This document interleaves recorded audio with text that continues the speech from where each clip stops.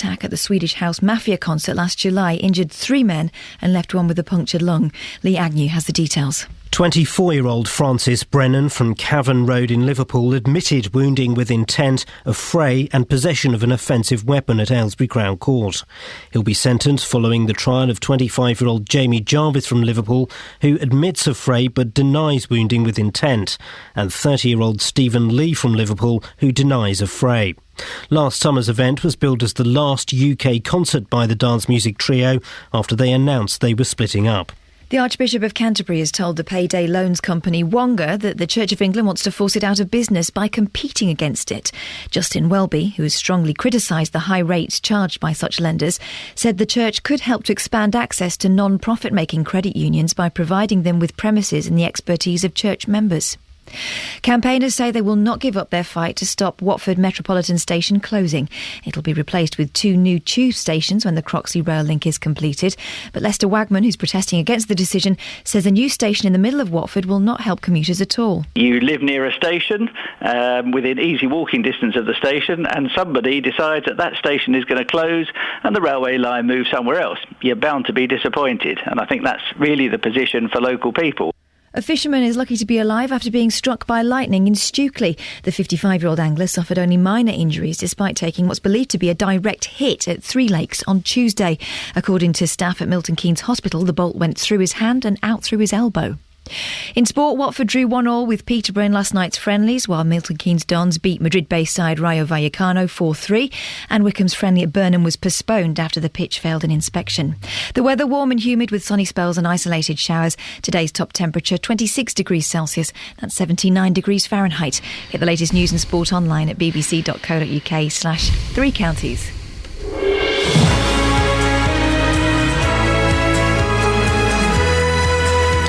Dear listener, Iain Lee, BBC Three Counties Radio. It was chucking it down on the way in, and boy oh boy wasn't it nice. Luckily, in the back of my car I had my Charlie and Lola umbrella with me, so I was able to enter the building pretty much unscathed by the wetness. But it was wonderful being in bed last night and the rain pouring down. Superb. Lots coming up on the show this morning, including the column inches and front page coverage of the Royal News this week has shown that we have a press which thinks we're all obsessed by the monarchy. Well, the monarchy costs us about 53 pence a year. Well, do you think the royals are worth the money? For the majority of school children in Beds, Herts and Bucks, this is the first day of the summer holidays. Well, the idea of shorter school holidays is a very real one. The Education Secretary, Michael Gove, has suggested that from September 2015, all state schools could be in charge of setting their own holiday dates. Well, are the school summer holidays too long? And with the news that £80 on-the-spot fines could be introduced for people who spit, is it ever okay to spit in the streets? Sometimes you need to, don't you? Lots of ways to get in touch. Facebook.com/BBC3CR. Send me a text, 81333. Start your text 3CR. Or give me a call, 08459 455 555. Across Beds, Herts and Bucks. This is BBC Three Counties Radio. Sorry, I'm trying to host the show whilst having an argument with my production team. Kelly Bett said there are no blokey umbrellas. The only umbrella I had in my car, by coincidence, was a Charlie and Lola transparent one, which I must not forget to take home or I'll be in very, very serious trouble. Well, Kelly Betts, come on the microphone, because she's just typed something up on the screen that we use to communicate with each other, which I strongly disagree with. Kelly Betts, what is it you've claimed? There needs to be a man-brella. You think there's no such thing as a manly umbrella, a man-brella? Even if it's all black, it's still a bit... Have you seen Justin Dealey's umbrella this morning? No, what's he got? Well, he will say it's a man's umbrella, but it looks a bit Do you want feminine. I don't really want to... let's not talk about Justin. But all you need is a short little black umbrella that you press a button... Yeah, but then the handle has the little flick. Of course the handle has to have a flick, otherwise it's not a handle. It just looks feminine. There are no really, whoa, umbrellas. A hook for a handle. That's what you want. A strong hook for a handle so you can hang it on the back of chairs. When you see an umbrella... Yes. Do you think, oh, that's nice, lady. Nice umbrella. What? You don't think, oh, that's a butch umbrella. That's going to protect me from the rain. Oh. Thanks, Kelly Betts. We'll throw it out there. Apropos of absolutely very little, Manly umbrellas, it's a black umbrella, either the big ones or the ones that with the... Well, you press the button and it kind of scoots up. There are Manly umbrellas, aren't there? 08459 455 555. BBC Three Counties Radio, first for news. We don't say that anymore. I wonder why. Does that mean we're not first for news? Who's first for news? I want to work with those guys. Now, the monarchy is one of the most valuable of all the British brands. That's according to a report out today. Brand Finance say the Queen and her lot brought us £1.5 billion in the last year, and they predict the royal baby will boost the economy by £521 million long term. However, the anti-monarchy group Republic have told BBC Three Counties that these figures are nonsense, and they actually cost the UK in the region of £200 million a year. Well, Justin's been out asking what you think. Justin, morning. Are the Royals good value? Well, I think they are personally. When you think about the amount of money they bring to this country, it's a no-brainer as far as I'm concerned. Here's a couple of views on whether people believe the royal family are good value for money. Not at all, no way. Well, they're taking all the taxpayers' money, aren't they? And they want all the publicity. You can't open a paper, but it's all over it. So if we scrap the royal family, you'd be a happy man, would you? Yeah, certainly. I mean, you say it costs all that money. How much do you think it costs you every year to have the royal family? I couldn't take a wild guess. That. No, I wouldn't know. Do you know? I do. Yeah, well, I don't. It costs you 53 pence a year to have the royal family. What a waste of money. Even 53p? Yeah, 'tis a waste of money. Yes, good for tourism. Great value for money. I mean, what do you think about all those people that are very negative about the royal family? Well, they've got an opinion. They're welcome to their opinion, aren't they? But you like them? You think they represent good value for money? I think they're good for the country. So, Justin, mixed response there from people you spoke to. For and against. I mean, what royalists would say is they cost us £33.3 million a year. According to the figure, last year, the royal family, they brought to us as a nation in terms of tourism and revenue, £1.5 billion. You do the maths. If we were to lose the royal family as a nation, we would lose lots of money. Great. Anything else? No, that's it for the time being. Thank you very much. So... what do you think? Are the Royals worth the money? 53 pence a year? It's not that much, is it? Don't go and buy that Mars bar or that can of Pepsi. Then you've paid for the Royals. They've got to be good value, haven't they? 08459 455 555. Do you think the Royals are worth the money?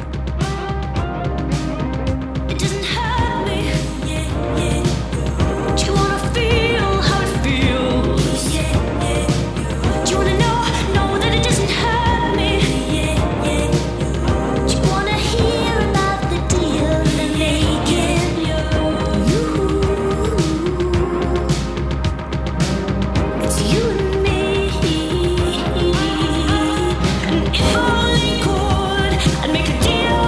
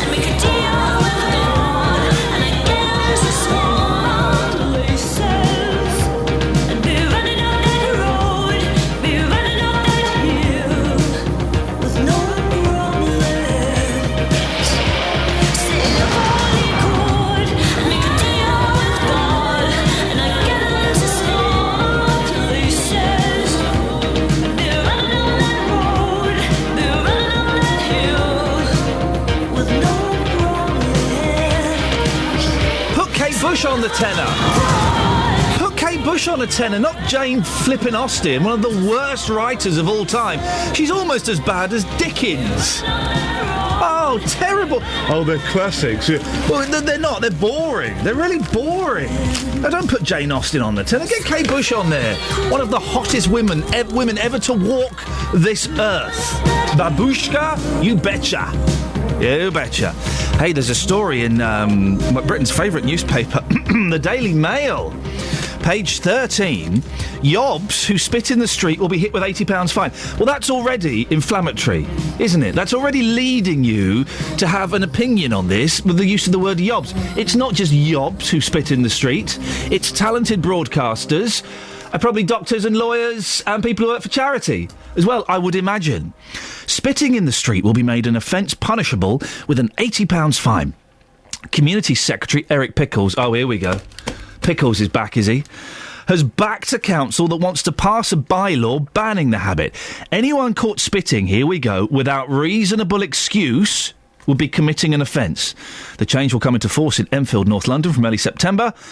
Mr Pickles called spitting deeply unpleasant, adding spitting on Britain's streets is not socially acceptable. What on earth is going wrong with this country? What on earth are we coming to? I'm not saying just everyone go around and flub all the time.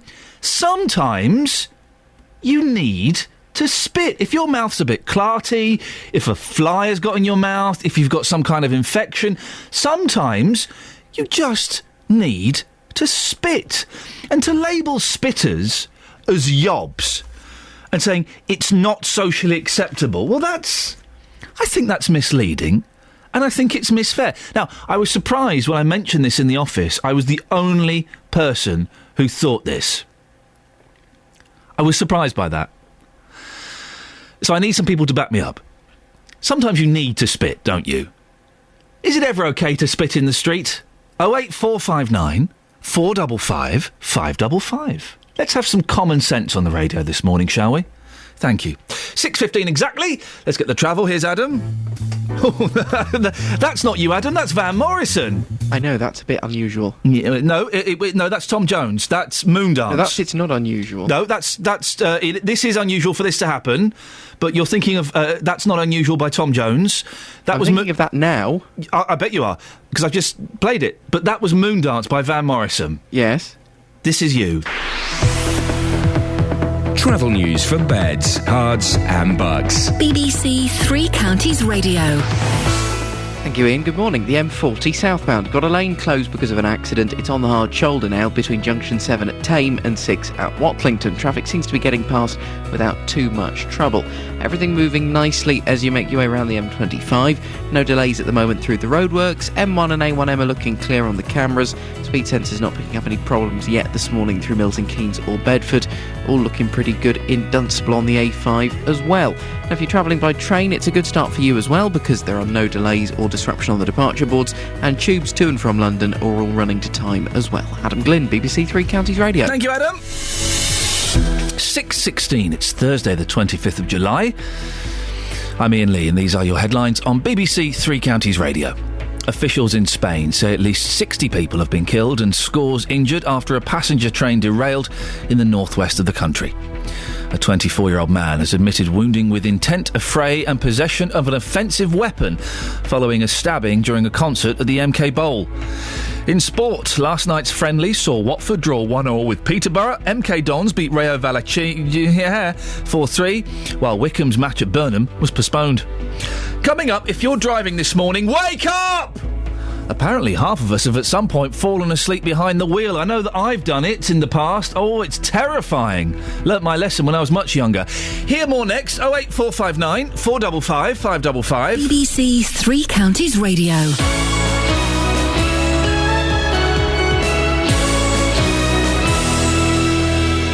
Roberto Perrone, debating the local issues. Bill Rowe is a guardian angel. He needs volunteers for his Luton chapter. This is not being a policeman. You can't do a policeman's job. It is giving safe passage to more vulnerable people. Roberto Perrone. A red kite has been rescued from a tree in Hertfordshire. There was a lost parrot in the three counties, and I was ready to mobilise our best people. Forget snakes on a plane. This is snakes in Hertfordshire. Potentially 27 of them. Roberto Perrone. And I love the animal stories. I do the animal stories. Weekdays from 3 on BBC Three Counties Radio.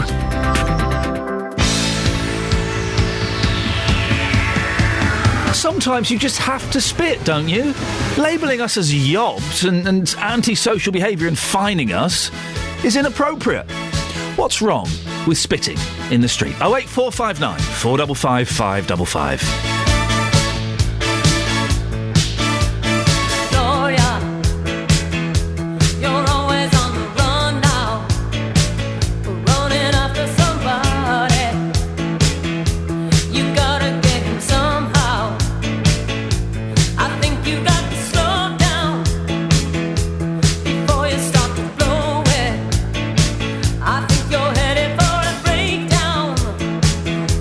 Careful not to show it.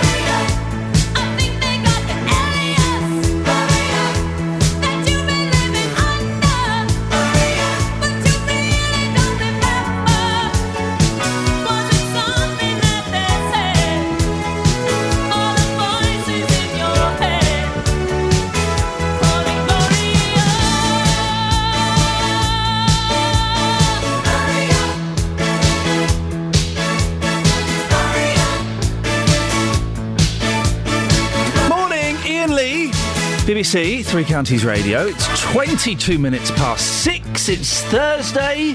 It's nearly the weekend, and that's wonderful. Story in the Daily Mail, page 13. Yobs who spit in the street will be hit with an £80 fine. Spitting in the street will be made an offence punishable with an £80 fine. Community Secretary Eric Pickles has backed a council that wants to pass this. He says spitting is deeply unpleasant, adding spitting on Britain streets is not socially acceptable. Well, I'm not sure I agree. Chris in Luton, is there anything that... Hello. Is there anything that bad about spitting in the street? Well, that's not worth £80, is it? Sorry? It used to be an offence to drop bloody litter in the street. I think it may still be an offence. Well, yeah, but you see, in Luton, other places, they had things to put your chewing gum on. That's gone. Have you ever got chewing gum stuck on your shoe? I have. It's literally the worst thing that could ever happen to anybody. But you know what you do? You put your clothes in the freezer. Sorry? Do you know that? If you get chewing gum stuck on your shoe, you put your clothes in the freezer? On your jacket, you put it in the freezer and it just peels off. How does that get it off your shoe? Well, yeah, you could put a shoe in the freezer. It's not going to destroy it, is it? The worst thing in the world. What do you... we have young ears listening, Chris, so let's tread carefully. Yeah, go on then. What do you use to scrape dog muck off your shoe? Well, if it's that bad, I throw it away and come back later. You just take the shoe off and toss it away? I don't want to smell that, do I? How do you walk home? Well, I just avoid it if I can. I use a kitchen knife. Oh, yeah. And then just wash it. Yeah, but I don't carry one of them, was an offence. I don't know, it is an offence now. So when was the last time you spat in the street, Chris? Yesterday. Yep. Round the square here, outside... Round the square here? Outside the bookies, they spit on the floor. Yeah. Because... Well, according to the Daily Mail, Chris, you're a yob. I always have been. Oh. But I think these chip wrappers round here, I pay council, it must cost a fortune to clear the rubbish. Yeah. So surely that's... What was the fine for £10, was it? I don't know. But I haven't seen anybody enforce that law. Right, so Chris, imagine you're outside the bookies, you're celebrating, you've won £12.50 on a horse. Go on then, yeah. So to celebrate, you've done a big spit in the streat. Yeah. Copper comes up to you, excuse me, Chris, he knows your name, you've got previous. Excuse me, Chris, I'm going to have to give you an £80 fine for that. What would you say? Well, the committee police know me. I'm a nutting guitar-playing cowboy with 5 grandchildren. You're a what, cowboy? Guitar player. Right. So that's interesting. That's very. We're still role playing here. That's very interesting, Chris. Yeah. But I'm afraid I'm going to have to ask you to pay me £80 for that spit. I'll tell you what. I've asked Keats to play for charity. I've got to write to the address and get the logo to do for charity because some people steal. You see. I've literally got no idea what we're talking about. And if this is your way of distracting the copper, it's a good plan, Chris. It's working. I'm on my way now. Yeah. Chris, lovely to talk to you. Thank you very much indeed. That's Chris in Luton, who I think was saying that sometimes you got to spit. You've got to. And I think that's the thing. Sometimes you have to. It's almost like a medical condition. 08459 455 555. We're talking as well about the royal family. They have been everywhere this week. I don't know if you know, there's a baby. Good, strong names. George, Alexander, Louis. I like those. Good names. Well, it costs us 53 pence a year to have the royal family. What do you think? Is that good value for money? John's in Milton Keynes. Morning, John. Morning, Ian. How are you, mate? Yeah, I'm good, thank you. Are the royals good value for money? Do you know what, Ian? Already I'm sick to the back teeth listening about this baby. Last 2 days or so. It's going to go until Christmas, isn't it? It's going to be everything. It's going to be the baby's first steps, everything else. What outfit they're buying the kid, buying the boy, and all this. You know what clothes he's going to wear. Do you know what, Ian? Now, we were all born the same, basically to grow old and die, yeah? All of us. That's when you look at it like that, it's so bleak. Yeah, all of and us. pointless. Yeah, all of us, the royals, if you're royal or not, yeah? Yeah. Now, can I ask you a hypothetical question? Of course you can, sir. Now, supposing you were dying ill in hospital, right? God forbid. Yep. But supposing that was the case, and then the corgis, the royal corgis, were also terminally ill. Yeah. Who do you think the government would step in and save first? Well, I would... What do you mean the government? Why would the government step in and save either of us? Well, you know, I mean, it's got to be the corgis, isn't it? Let's face it. I mean, those corgis have to be saved. I mean, it doesn't matter about the likes of you and me. I mean, when we get old, they actually want us to die so that they can put more money in the pot to sort out the royals. But the royals, they bring, according to recent figures, they bring us so much money, tourism, income into the country. That's got to be worth it, hasn't it, John? Well, the tourism is fantastic, isn't it? And let's be honest, the tourism's great. Brings all the tourists over from the States That's and all tourism, the other parts of the world into London spending their money, right? Yep. But when it really comes down to it, right, what about putting that 53p back into NHS, back into the pensioners' pockets, the pensioners who are getting fleeced by the government with all the winter fuel being cut and all the pensions potentially being, I don't know, cut, rearranged, shall we say? Yes. And all the rest of it. But it's only 33.3 million quid a year, so that's not even going to buy you a year's worth of hospital meals. It's not a lot, is it? Really, for what we get from them. You know what? The elderly people in our country, the people who many of them put their lives on the line in World War II to save our country, to save our shores from invasion. Yep. See the way they're getting treated, right? Actually basically just swept under the carpet, aren't they? A lot of the time. But Harry's served in Afghanistan. Yeah, but he's not put on the front line, is he? I mean, they're never going to put him on the front line. I mean, I just think, I think that Harry is actually sick of being a royal. I think he's sick of all the glitz and the glamour and all the rest of it that surrounds it all. I think he just wants to get away from it. He's tired of it, the same as I am. So what's your message then, John, to for anybody who may not have been able to pick it up, to those people who wave the flag for the royal family? You know what? When I see those images on TV, it's just the little people, isn't it? I mean, I call all of the main population the little people. Yes. And then you've got these, like, half a dozen people parading around, and, like, just expecting everyone to bow for them and all that.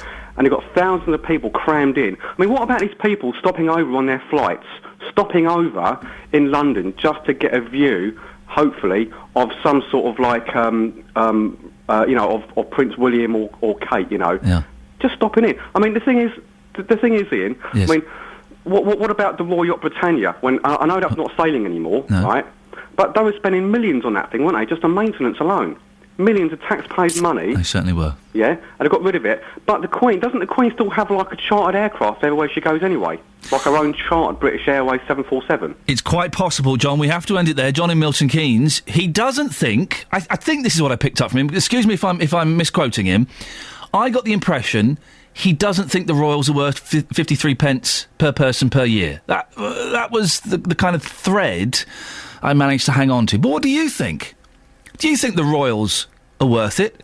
08459 455 555. Travel news for beds, cards and bugs. BBC Three Counties Radio. We've literally just had a call from Mike, the M1 southbound. He's caught up at the minute near to junction 10 for Luton Airport. He said it's at a standstill, possibly because the weather's so iffy this morning with a lot of rain falling. He also said that the matrix signs were claiming that junction 10 for the airport was closed, but as far as he could see as he went past, it wasn't. So we'll be investigating that. Thank you, Mike, for your call. Everything looking reasonably good on all the other major routes of the three counties. Speed sensors not picking up delays on the M25, and everything moving well on the M40. This is despite the fact that there's still a lane closed after an accident between junction 7 at Tame and 6 at Watlington. No delays or disruption on the rails so far today, and no problems for the tubes to and from London either. Adam Glynn, BBC Three Counties Radio. Thank you, Adam. 6:13 News and Sport now with Catherine. Across beds, hearts and bugs. This is BBC Three Counties Radio.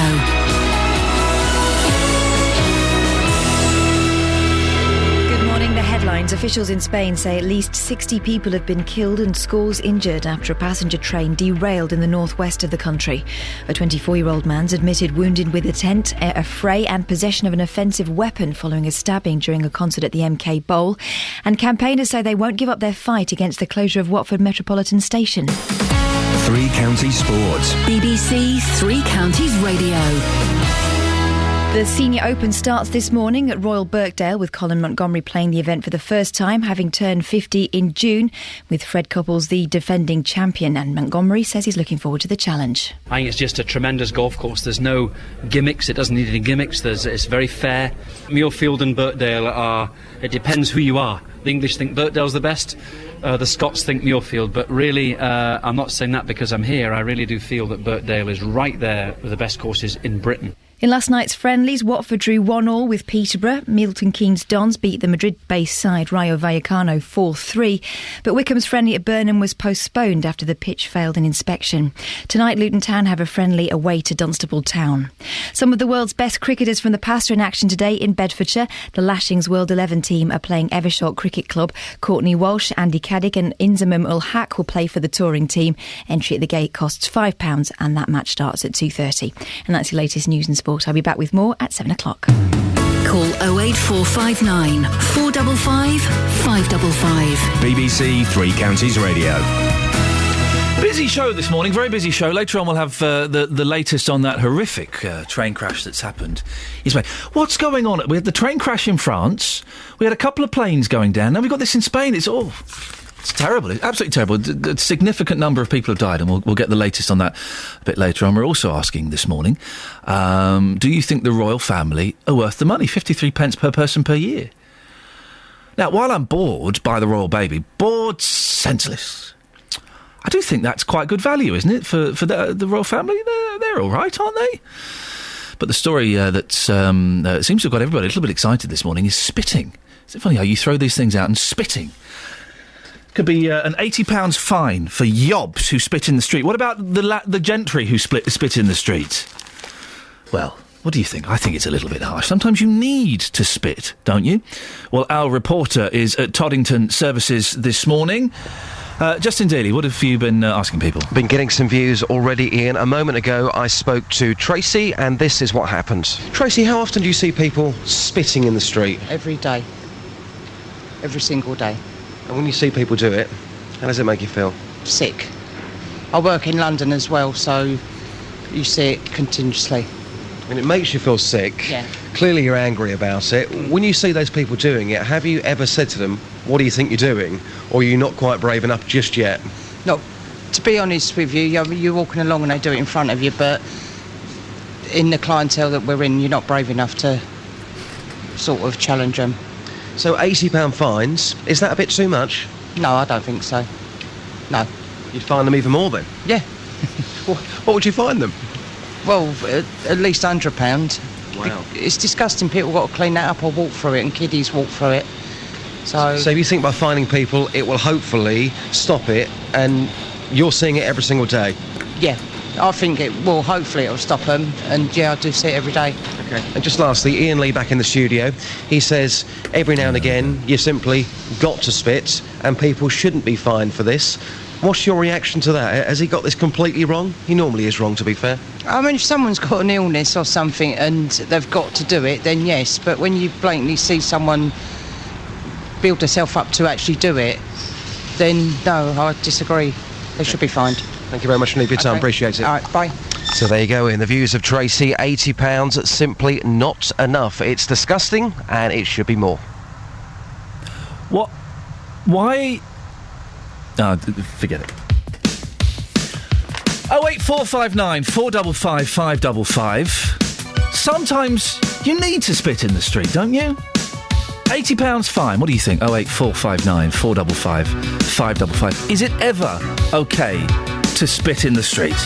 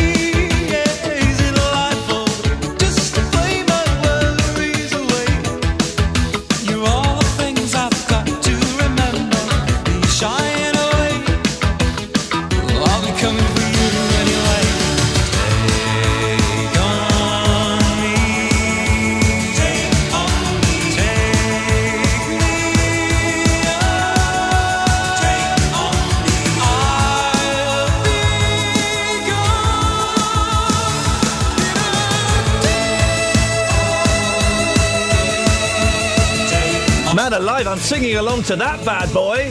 That's a song. There's a brilliant, I hate ska, right? There's a brilliant ska version of this by a band called Real Big Fish. Go and listen to it. It's just awesome. I might see if I can dig it out and play it tomorrow. It's a proper sunshine song. Talking of sunshine, are school holidays too long? You got the kids? They probably started today. Some of you may have started yesterday. 6 weeks. 6 weeks, what are you going to do? Well, as children break up for their annual summer vacation, the debate will rage again as to whether 6 weeks is detrimental to their educational development and whether the school year should be more evenly broken up into 4 terms. There's even been suggestions that schools might be given a certain amount of freedom to select their own holiday dates. We can talk now to the Senior Vice President of the NAS UWT, Jeff Branner. He's also the former executive member for the union in Bucks and Milton Keynes. Morning, Jeff. Good morning. Jeff, you're probably looking forward to the break, but is the school summer holiday too long?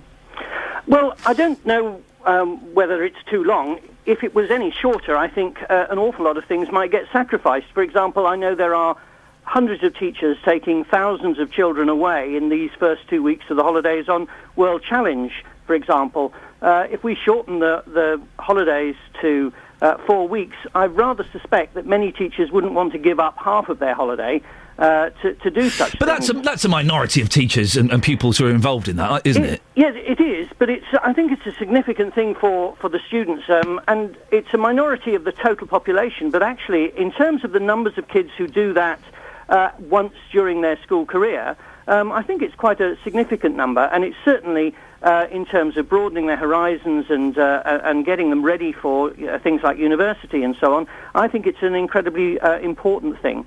But the evidence for the loss of learning during the summer holidays doesn't seem to stack up. I mean, if you look at the most highly performing part of the United Kingdom, where exam results are the highest, it's in Northern Ireland. And Northern Ireland have even longer holidays than we do over here.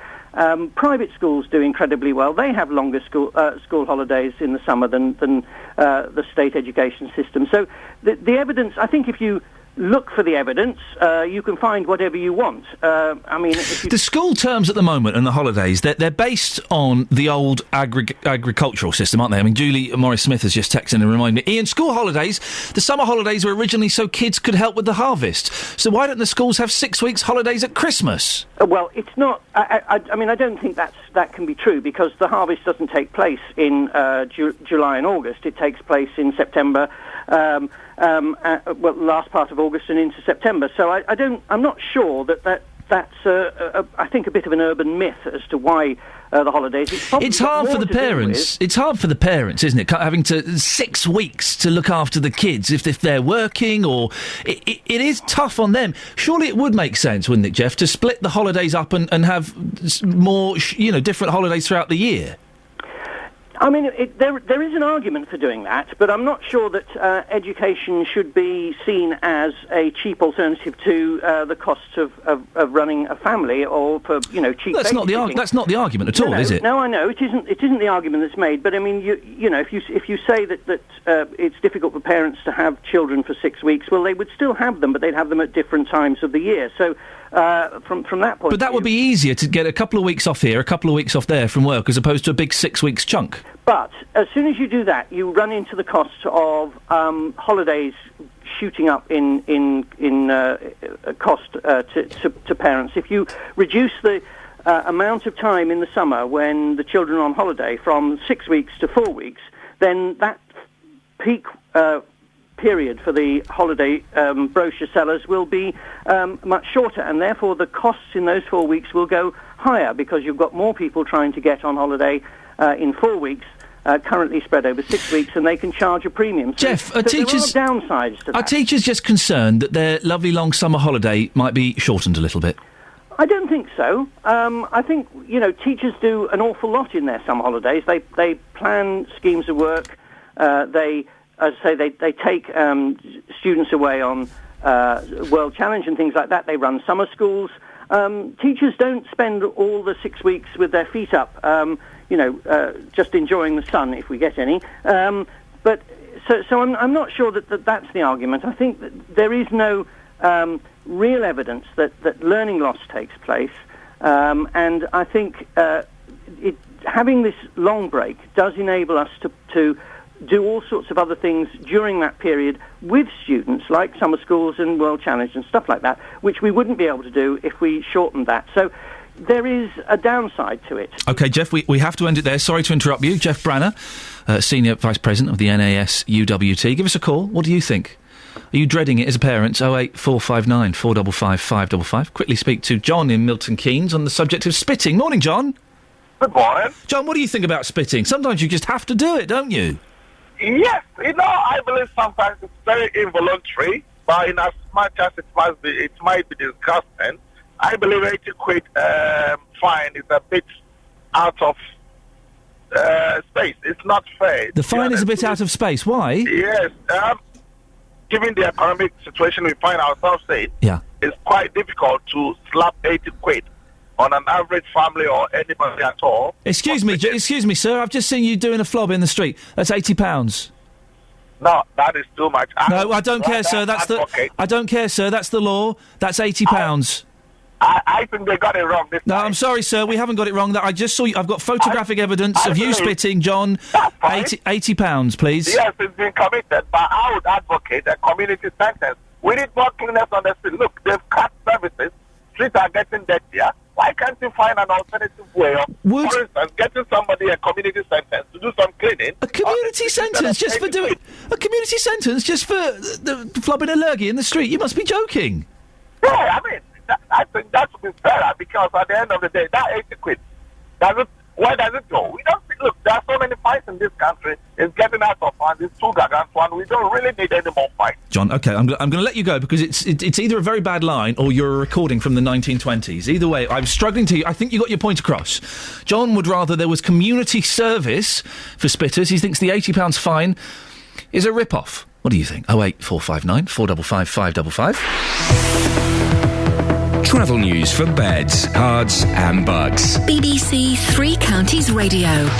Just having a look at the speed sensors on the M1, and it is definitely slow this morning from junction 12 at Flitwick toward 10 at the Luton Airport Spur. Thanks again to to Mike indeed, who gave us a call a little bit earlier. Is it Ray or is it Mike, Adam? Which one is it? Who are you thanking? Ray or Mike? Which one? Get their name right so they get the credit they deserve. Ray or Mike? It's Mike on the M1, but I had a call from Ray and from John on the A1M, and I'm coming to that in a minute. Who's John? Forget John. I'm not interested in John. John's another guy. Oh, for goodness sakes. So yeah, Mike was on the M1 and he got stuck southbound going past junction 10 at Luton, said it was a standstill. It is definitely looking slow through there. Matrix signs, as far as we know, were wrong in saying that the junction was closed, because it looks like it's all open. A1M now, northbound. This is where Ray called, and John called as well, saying that there's a lane blocked by an accident near to junction 3 for St Albans and South Hatfield. It's lane 1 that's blocked just before the tunnel, but traffic seems to be coping okay. Down on the M25, anti-clockwise, it's slowing up into the roadworks past Enfield at junction 25, and then on the M40 southbound, still a lane closed because of an accident between Tame and Watlington junction 7 and 6. Trains and tubes running without problems. Adam Glynn, BBC Three Counties Radio. Adam, thanks very much. 6:46, Thursday the 25th of July. I'm Iain Lee. These are your headlines on BBC Three Counties Radio. Officials in Spain say at least 60 people have been killed and scores injured after a passenger train derailed in the northwest of the country.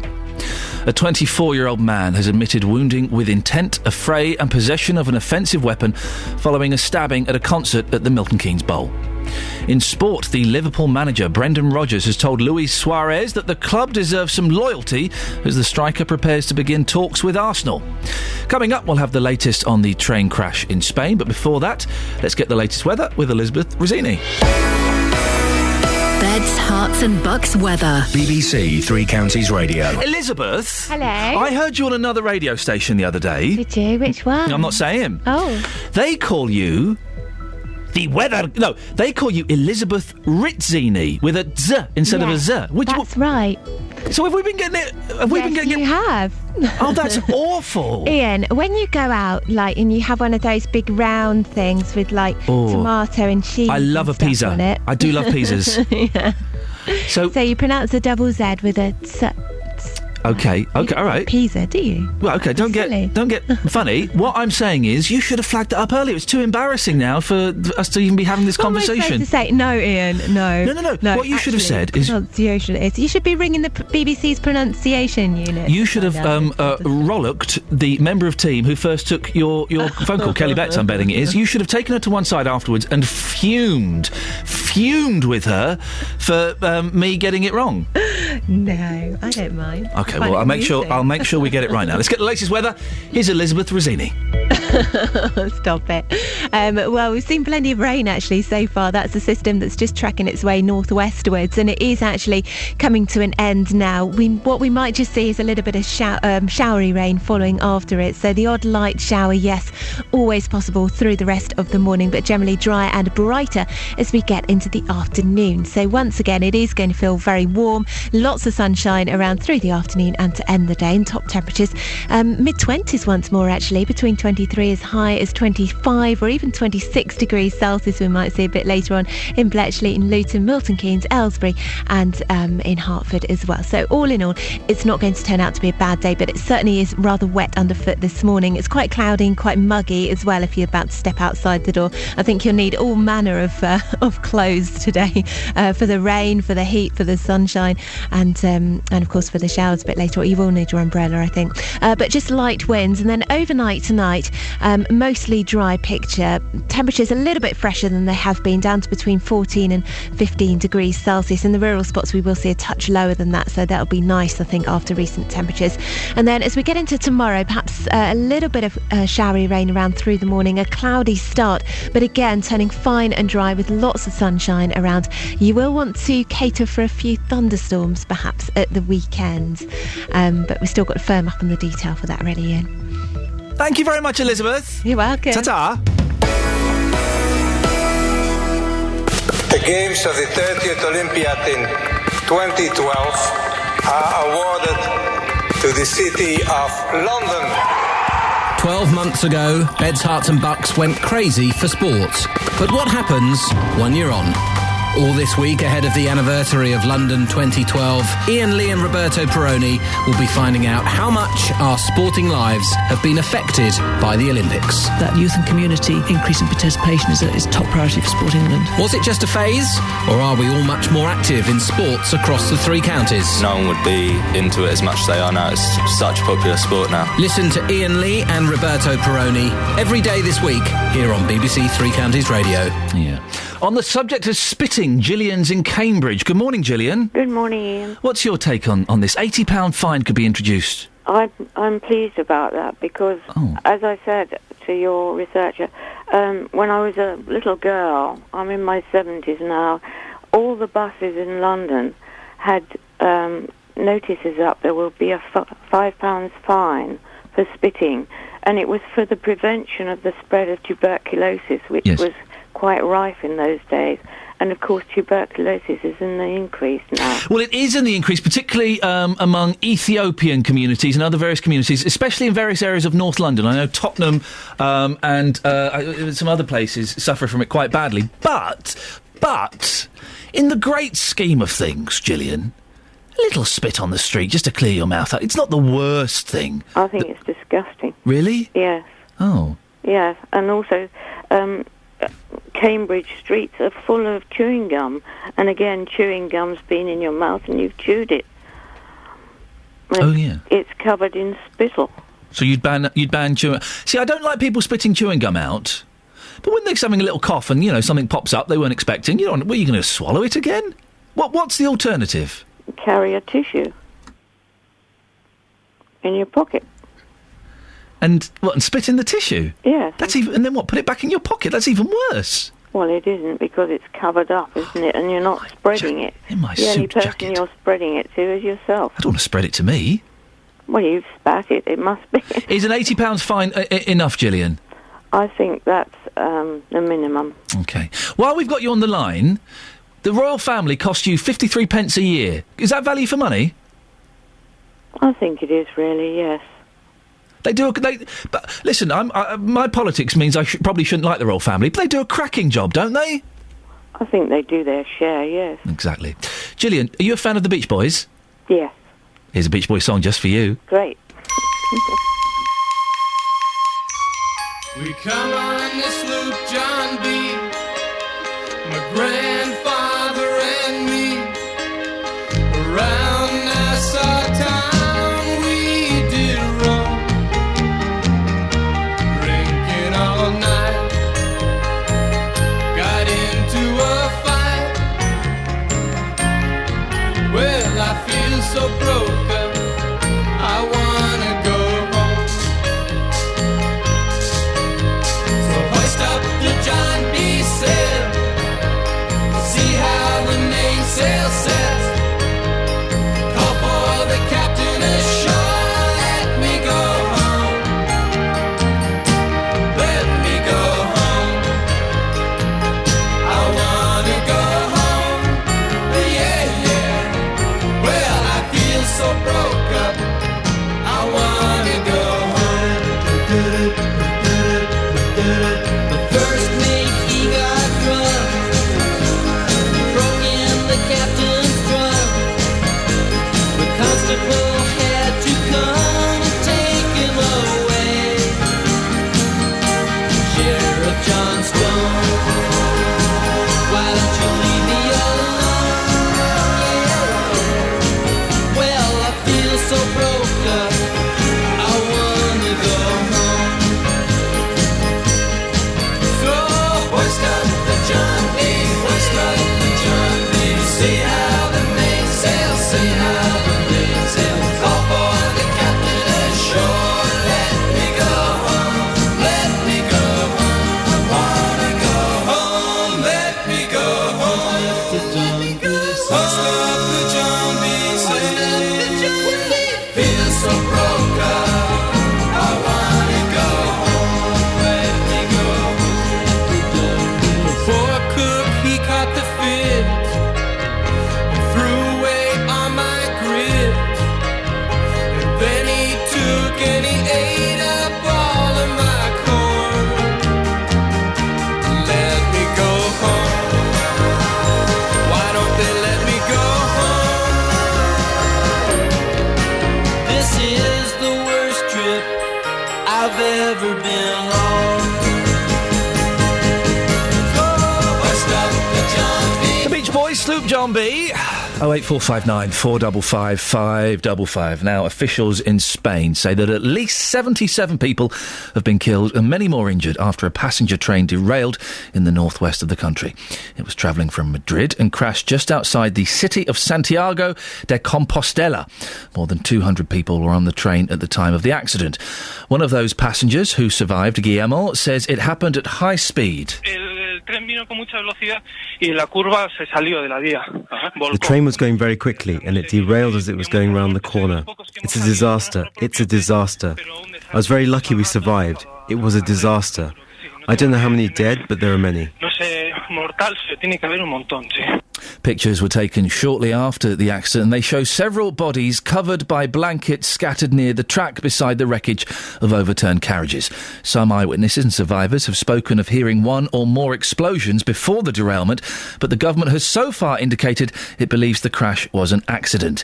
Miguel Ángel Morado, a Spanish journalist, says it happened on a curved section of track which is fairly new. When it was open to traffic 2 years ago, there were some concerns about this bend because it was seen as too sharp, too difficult, not to say dangerous. That is the reason why the speed is limited in that part of the network.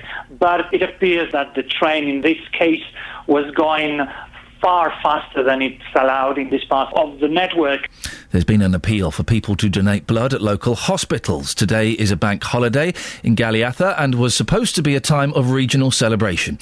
Tony Coleman, a British journalist living in Santiago de Compostela, described the mood there. Subdued, I think, is probably the best way to describe it.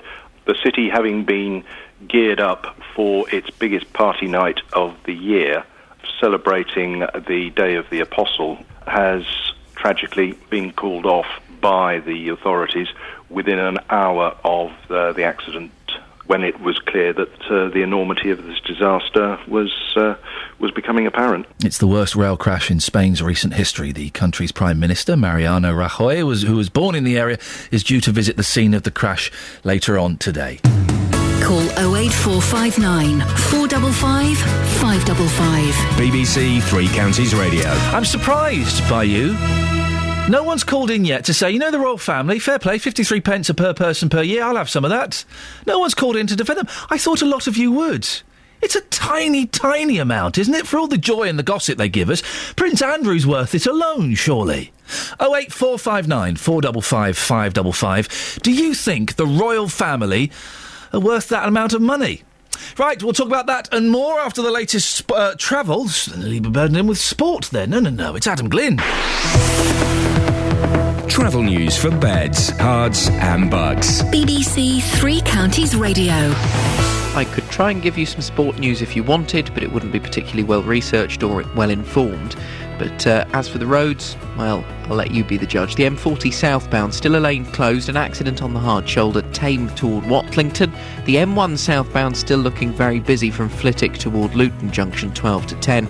And then delays on the A1 into London southbound, Stirling Corner toward Apex Corner. We've also got reports of problems along the A1M northbound coming up toward Hatfield. Reports of a lane being blocked by an accident near to Junction 3 for St Albans, and traffic seems to be coping okay. The A10 is looking slow through Cheshunt, College Road down toward Winston Churchill Way, and on the M25 there's a patch of heavy traffic anti-clockwise coming into the roadworks past Junction 25 at the A10 near to Enfield and Cheshunt. Trains and tubes though running without delays. Adam Glynn, BBC Three Counties Radio. Thank you, Adam. The royal family cost you 33 pence a year. What's your problem? They've got to be worth it, haven't they? Or do you think they're a bunch of overpaid, useless royal toffs? Give us a call and we'll have a chat after the news with Catherine. On FM, AM, online and digital radio. This is BBC Three Counties Radio.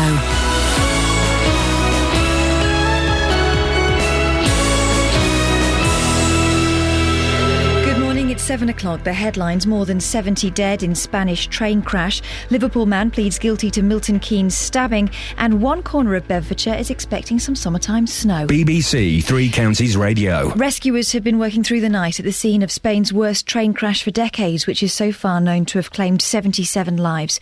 More than 100 people were injured when an intercity express came off the tracks as it approached the station at Santiago de Compostela in the northwest of the country. Our correspondent Tom Burridge is there. The intercity train travelling from Madrid derailed on a bend as it entered the outskirts of the city of Santiago de Compostela, the regional capital of Galicia in northern Spain. The regional government appealed for people to donate blood at local hospitals as the death toll rose throughout the night. Today is a bank holiday in Galicia. It was supposed to be a time of regional celebration. This morning, Spain's Prime Minister, Mariano Rajoy, will arrive in the region to see the damage for himself. A man's pleaded guilty to a stabbing at a gig at the Milton Keynes Bowl. The attack at the Swedish House Mafia concert last July injured 3 men and left one with a punctured lung. Lee Agnew has the details. 24-year-old Francis Brennan from Cavan Road in Liverpool admitted wounding with intent, a fray and possession of an offensive weapon at Aylesbury Crown Court. He'll be sentenced following the trial of 25-year-old Jamie Jarvis from Liverpool, who admits a fray but denies wounding with intent, and 30-year-old Stephen Lee from Liverpool, who denies a fray. Last summer's event was billed as the last UK concert by the dance music trio after they announced they were splitting up. The Archbishop of Canterbury has told the payday loans company Wonga that the Church of England wants to force it out of business by competing against it. Justin Welby said the Church could help to expand access to non-profit making credit unions by providing them with premises and the expertise of church members.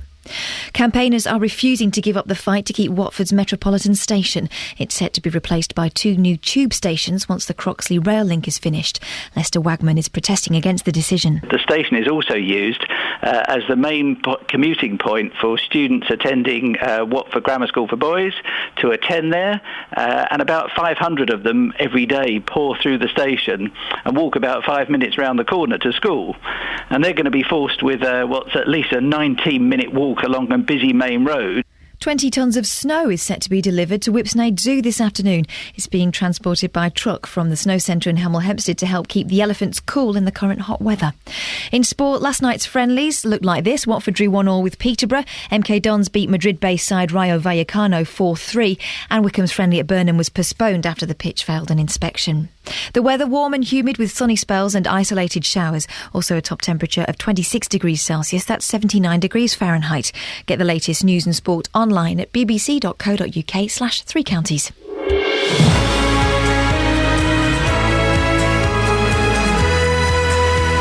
Morning, Iain Lee, BBC Three Counties Radio. I just popped outside to get something from my car. It's fresh, I think is the best way to describe the weather. Fresh and damp, and boy, isn't it wonderful. Lots coming up between now and 8 o'clock, and as always, keen to get your say. Busy on the phones. Now's a really good time to call. I can see a lot of the lines are free, so if you want to give us a call, do it now. Some of the things we're talking about include column inches, front page coverage of the royal news this week. It's shown that we have a press which thinks we're all obsessed with the monarchy. Well, they cost every Brit around 53 pence a year. Do you think the royals are worth the money? For the majority of school children in Beds, Herts and Bucks, this is the first day of the summer holidays. Well, the idea of shorter school holidays is a very real one. The Education Secretary, Michael Gove, has suggested that from September 2015, all state schools could be in charge of setting their own holiday dates. Well, if you're a teacher, a parent, a grandparent, are the summer school holidays too long? And the story in the Mail today, spitting in the street will be made an offence punishable with an £80 fine. Is it ever OK to spit in the street? Facebook.com/BBC3CR. Loads of Facebook comments on that. We'll get to those shortly. You can text me 81333. Start your text 3CR. Or the best way, and a couple of lines are free now. 08459 455 555. Across Beds, Herts and Bucks. This is BBC Three Counties Radio. Well, the royal baby is here. Excellent names. George Alexander Louis. And predictions show that the British economy is set to grow by £521 million over the long term. I don't know how they work that out. That's what I'd like to call a guesstimate. It's a cross between a guess and an estimate. A guesstimate. Well, royalists say that the Queen and her crew... I don't think you could describe the royal family as the crew. It's not the Fresh Prince of Bel-Air, is it? Well, the Queen and her crew cost us around £33 million a year. 53 pence per person. However, the anti-monarchy group Republic have told BBC Three Counties that their cost is more like 200 million and anything less is just royal PR. Well, are they good value for money? The Iain Lee Show morning reporter, Justin Dealey, is with a true royalist now, Richard Hammond, a landlord who caused a storm last year by sticking a picture of Pippa Middleton's bum on his pub sign. Not quite sure how much of a royalist that makes him, but Justin, I believe you're with him now. I'll let you take over for this part of the interview. Iain, just listen to this for a second. I walked into the pub. I'm in Emptill, the Queen said. Now, when I walked in, I was greeted with this noise. Listen to this. Come on, Iain. I know at the moment we're not exactly getting on well, but does this not make you feel proud to be British? No? OK. Richard, thanks for your time this morning. You're live across Beds, Herts and Bucks. Big talking point this morning. The royal family, are they good value for money? What do you think? Well, absolutely. They are our heritage. It makes you proud to be British.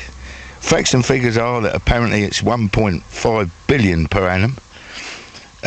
The birth of the baby will be at least 520 million. So it's the facts and figures speak for themselves. It's absolutely wonderful news, and I'm overjoyed with it. You see, I spoke to somebody yesterday who said to me they are just a waste of money. They are costing taxpayers millions of pounds. And I said, in actual fact, it costs you 53 pence for the royal family every year. He still turned around and said to me, what a waste of money. What do you think about anybody who's listening to this? And there will be a few who think the royal family should be scrapped. What do you think about those people? Well, there are too many things eroding our culture these days. The royal family, in my opinion, unite the nation. You've only got to look at things like, the changing of the guard, any ceremonial occasion. The whole world, they're the envy of the whole world. it's just they're so quintessentially English. You love them, they're don't you? brilliant. I really do. Yeah. So you're paying 53p a year. How much would you pay for the royal family? If they said to you it's going to cost you £53 a year, would you still pay that money? I'll dig even deeper. They're well worth it. Absolutely, every penny. And what happened here on Monday? Of course, we had the royal baby. Were you singing songs inside the pub? When I turned up this morning, you were playing me songs. Were you singing songs on Monday? Well, we did have a rendition of the national anthem, yeah, in respect, and just to bring it on and, be glad for the future George VII. Can you just give us 20 seconds of God Save the Queen? Come on. I'm not singing this morning, no. You I've sure? got a bit of a frog in my throat. As much as I'd love to, I don't think Beds, Hearts and Bucks would appreciate it. If Kermit goes before the end, let me know, and we'll certainly crack on. George, the name, what do you think about George? Yeah, very traditional, smashing, and, well, exactly that, George VII. Couldn't be any better. And just lastly, tell us about what you did with your sign. Pippa Middleton, I think, is quite attractive, but you took it one step further here with the sign. Tell us more about that. Well, originally it was Kate, but then there was a local Charlie Garth, bit of a stick in the mud, said we might just as well have put a picture of Pippa's bottom in, as a gesture. Yeah. So I thought, well, why not? So it was basically a fingers up to a local misery guts called Charlie Garth. So it was just a bit of fun. Morning, Charlie. Well, thank you very much indeed for your time. As far as you're concerned, the royal family, fantastic value for money. Absolutely. No doubt about that. Yeah, absolutely. Now, can we go back inside and listen to some more anthems? Would that be okay? Yeah. Fantastic.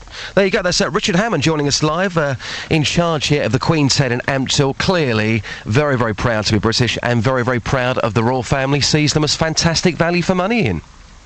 And you're done? I'm done, yes. Call 08459 455 555. BBC Three Counties Radio. What do you think? Do you listen to the royal family? Are they worth it? Are they worth it? Stephen's in Letchworth. What do you think, Stephen? Indeed they are, totally. Why? Because all the money they bring into this country, and that bloke who was on earlier on saying about we're going to hear about this until Christmas time when the baby's walking. If that baby's walking at Christmas time, I think we all should hear about it anyway. Yes, you're right. It would be some kind of miracle baby. Indeed. But this coverage of the royal baby, Steve, let me just look at the front page. Let's see what we've got. The Daily Telegraph has got the front page. The Guardian, there's a bit on the front page. The Times. The Independent have got... The Independent have got Alan Partridge on the front page. I'm starting to enjoy The Independent, even though it's quite dull. The Sun and The Express, they've all got... this baby on the front page. That's a little bit tedious, isn't it? Well, it is a bit much, but it just goes to show how much the people want to hear about this baby. Because they didn't want to hear about this baby, the papers wouldn't put it on there to sell it. And they wouldn't sell the papers. What about those people who think, Stephen, that they're just a bunch of sponges, they're multi-millionaires, we pay their salary, and they just go off on jollies? What do they really do? They don't go off on jollies, they work. Prince Andrew's always off on his whole life is one jolly. I'm not about them. I'm not about the proper royals, the real ones, the Queen and Charles and Andrew and that. I mean, Andrew, was he in the army? Yeah, but all he does now is he used to cop off with soft porn stars, and now he just travels the world in his helicopter. That sounds good to me. Would you like that job? I would love that job, and I would love it if you were paying me to do that job. I do pay you. Oh, yeah, you do, technically, Stephen, yeah. I'm going to go off in a jolly with a porn star and a helicopter. No. Oh, you better not let your missus hear you. Well, Stephen in Letchworth, thank you very much. Stephen thinks they're good value for money. What do you think? It only works out 53 pence per person per year, although those figures are disputed by the anti-monarchy group Republic. When you see the royal family, are you proud of them? They're strange, aren't they? They're a strange bunch, born into privilege, supported by us. They lead an amazing life that we could only dream of. 08459 455 555. Let me do some of your Facebook comments on spitting. Gary says the fine should be £1,000. Jackie says, I'm very pleased to hear this about the £80 fine.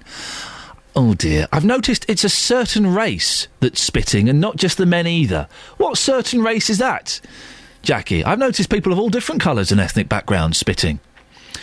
And Fifi says, unfortunately, there are certain types of people who don't just confine this filthy habit to the street. I was in a store in Watford when I spotted a gentleman hawk right down the back of his throat before depositing a globule on the tiled floor while he was sat waiting on his wife who was looking at a rack of clothes. Really?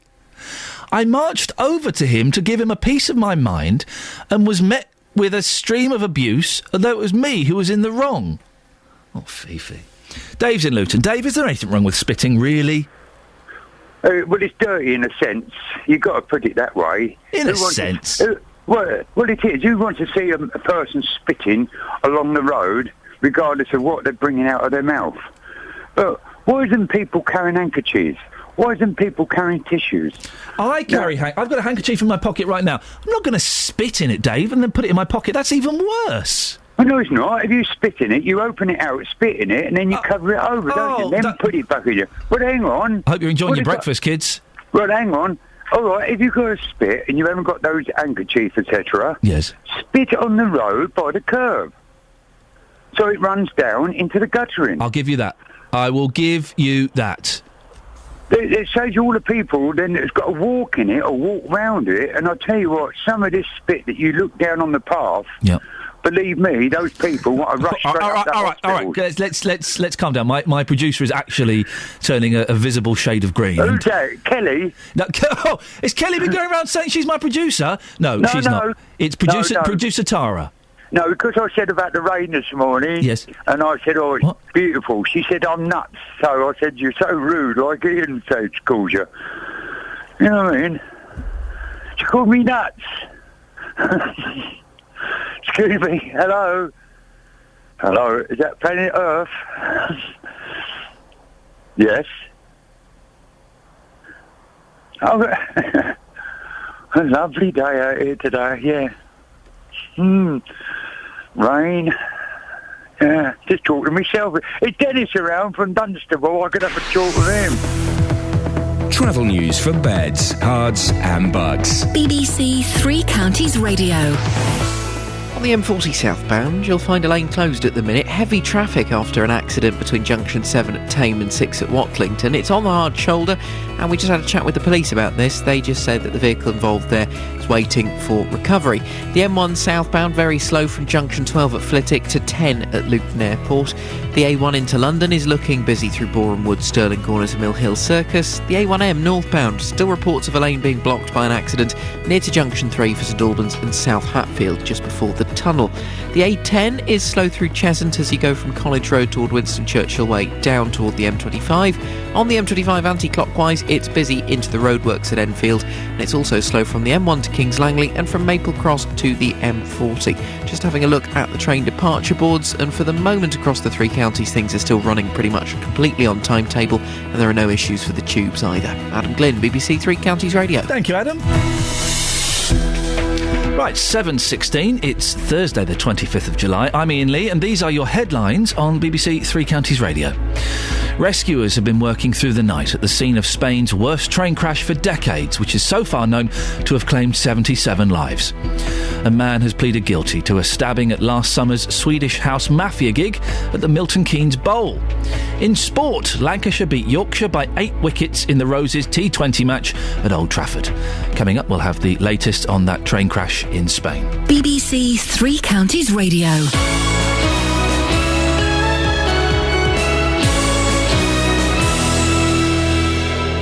If you've got a problem with a company, a council or an organisation, there's one man you should come and speak to. You've got a problem with a mattress, I gather. Tell me all about it without naming any company name. Jonathan Vernon Smith. Well, every time she tried to book, the trip was cancelled because of adverse weather. The JVS show fights for your rights and tackles your consumer problems. Said send the receipt off and you'll get the cheque in the post. If you need our help, I went to speak to the man that runs this golf club. Email jvsshow@bbc.co.uk.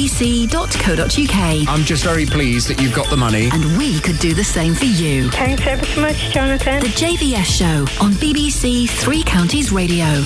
08459 455 555 is the telephone number. The two main phone-ins this morning, spitting and the royal family. I wonder if Prince Charles was spotted spitting, would that suddenly make it acceptable? I think it possibly might. I think it might. Oh, Prince Charles spat. I'll have some of that. Now, driving. We know we should take a break whilst driving, particularly on a long journey, but half of us still don't. The Charity Break has just carried out research which shows people aren't taking the issue seriously enough. The organisation says it'll get worse during the summer season as families travel by car to get to their holiday destination. Well, Dr. Neil Stanley is a sleep expert and joins me now. Neil, why is it becoming increasingly commonplace? Well, I think, as this survey has shown, that people aren't really taking the situation seriously. And in this day and age, we've got cars that can go, many hundreds of miles without needing to refuel. And, we all want to go nice places. And so it's very easy to just hop in the car and drive. And, it's not as though the car's going to have to stop. So you don't stop. And unfortunately, the car's much easier to do long distances than you are. And, the old advice of taking a break every 2 hours just doesn't really need to happen anymore. You can easily drive for 4, 5, 6 hours without ever stopping. And people don't see it as a problem in the same way that, the government spends a lot of money telling us don't drink and drive, and most people now wouldn't do so. But the effects of sleepiness on driving are just as high, but we don't take it as something that we should be doing something about. Ever happened to you, Neil? Ever found yourself falling asleep at the wheel? I've had my moments, usually sort of mid-afternoon is my problem. I do a lot of driving in my life, and sometimes late at night do long drives, but it's actually on a hot mid-afternoon when you have that post-lunch dip and the sun's streaming through the window that you do suddenly become aware that you're not as aware of what's happening as you perhaps should be, and pulling over and having a walk round, get some fresh air and sort of resetting yourself is a very, very good idea. If you can't have a nap, the best thing you could do is have a 20-minute nap and really recharge your batteries. It happened to me as a young man, completely fell asleep driving a car on the M25. I say fell asleep, it was for 2 seconds, but those 2 I woke up and the car was kind of going sideways on the motorway. It was terrifying. So lucky nothing ever happened. It was 4 o'clock in the morning, and I've learnt my lesson, Neil, and I am a big fan of, if I'm feeling a little bit drowsy, pulling over and having a doze in the car. It makes such a difference. Absolutely. As you say, if you actually fall asleep at the wheel, it'll only take your car 4 seconds to come off the road. Yep. And that's not a long time at all. If you think when you have the noddies, when your head drops a bit. Oh, it's terrifying. That lasts about a second and a half. So you're very, very close to causing major problems. So, yeah, the advice, and the big thing to say here is that winding the window down and turning the radio up makes absolutely no difference at all. If you are sleepy, a couple of years ago, the Department of Transport had a campaign saying the first yawn is too late. So if you're sleepy, winding the window down, switching the music up isn't going to help. You really do need to pull over, and if you can have a nap, but if not, at least have a walk around and get some fresh air. If it's you driving on your own, then you can, it's always better to be late than dead, I think, is kind of my little philosophy. And if it's you on your own, you can pull over and have a little doze for 20 minutes. But if you're going on holiday and you've got the kids and you've got the family and the dogs in the car, you can't really do that, can you? No, you can't. But, really, I think what the problems are that people have with that regard is they'll do something like, we'll leave, really early in the morning and break the back of the journey that way. And so, there's the excitement of going on holiday, so you don't sleep that night. You get up at the crack of dawn, you set off, so you're already running a sleep debt before you start going. But, really, the old-style advice of, take a break every 2 hours or so, should really be instituted if you are doing long drives, because as you say, and allowing time to do your journey. I really don't, mind arriving somewhere 2 hours early, but if I feel good about it, but I build in that contingency. So, being sensible and remembering that, as I say, that if you've been awake for 16 hours, your performance in driving a car is as impaired as if you were over the drink driving limit. You wouldn't drink and drive, so why would you drive sleepy? Neil, just going off on a slight tangent, you are billed as a sleep expert. Do you do those experiments where people fall asleep with wires on their head? Oh, absolutely. I've spent 31 years doing that. What can you tell from that? What you're not seeing their dreams, are you? No, you can see when they are dreaming, but you can't see the content of the dream, although new research has come out which is implying that it is possible to predict particular archetypes within a dream, i.e. a particular shape or something like that, if people have learned it. But, we're a long way away from ever being able to read your dreams during the night. But we can tell the different stages of sleep and how well you're sleeping. I find all of this fascinating. And what are your thoughts on lucid dreaming, where you the person can grab control of the dream and, move around in it?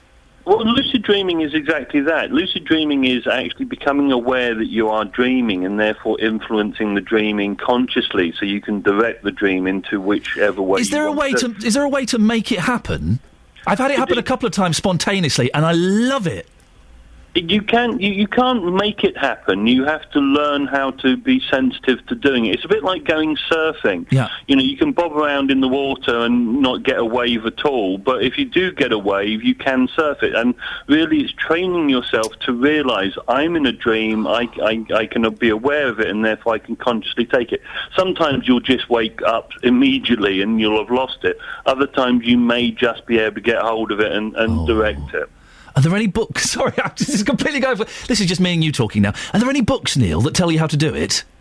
I'm sure there are. I'm sure there are a number of books about how to lucidly dream. And I say, it is, anybody can do it. You just have to be sensitive to what's happening and go for it. So, if I'm sure there are books around that you could learn from. Dr. Neil Stanley, thank you very much, and thank you for indulging me at the end there. Very kind. No problem at all. Thanks very much. Dr. Neil Stanley, a sleep expert. I've had a couple of spontaneous lucid dreams where suddenly I've gone, oh, hang on a minute, I'm dreaming. I wonder what happened if I tried to fly. I can fly! Oh, it's amazing. Anyway, sorry about that. Email 3cr@bbc.co.uk. BBC Three Counties Radio. I'm not sorry about that in the slightest. Now, here's something that's in a lot of today's papers. Teenage sweethearts who stay together, well, it's become a thing of the past. That's according to new research on the differences between generations. The study shows that almost 1 in 3 couples aged over 60 have been together since they were teenagers. However, for those born a generation later, that figure drops to 1 in 7. Now, I wonder why teenagers now probably won't stay together forever. I blame social media. That's what it's all... Although I remember being totally in love with my first girlfriend and realising quite early on we weren't going to be together forever, and that made me sad, and it happened.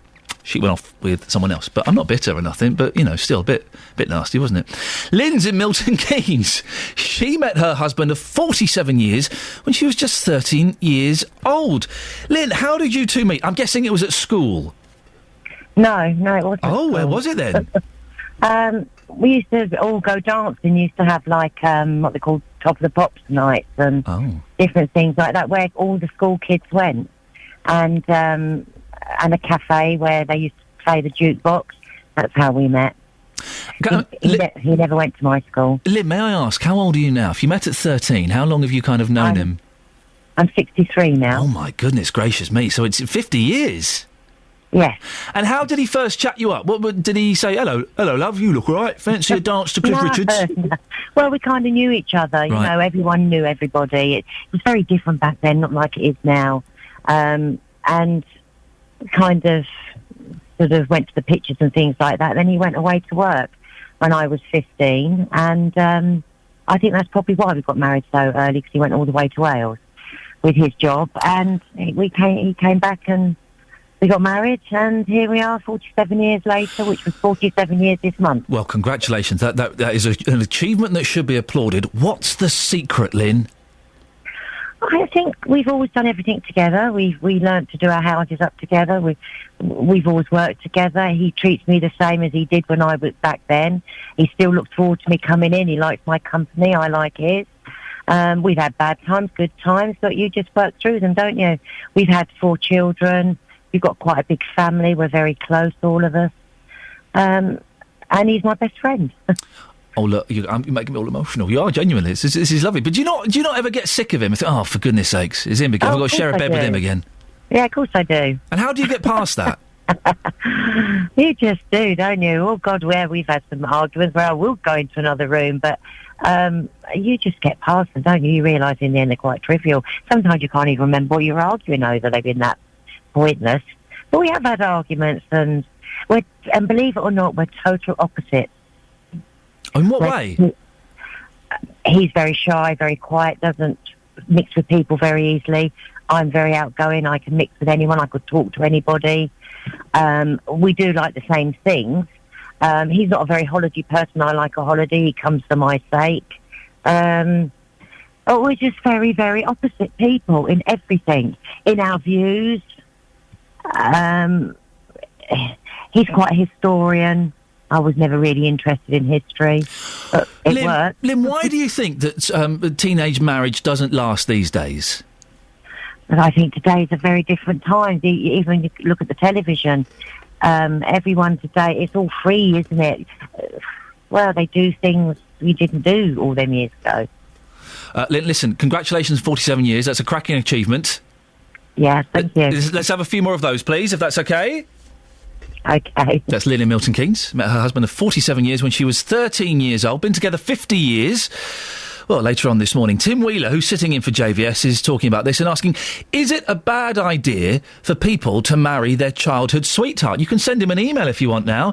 jvsshow@bbc.co.uk. Travel news for beds, cards and bugs. BBC Three Counties Radio.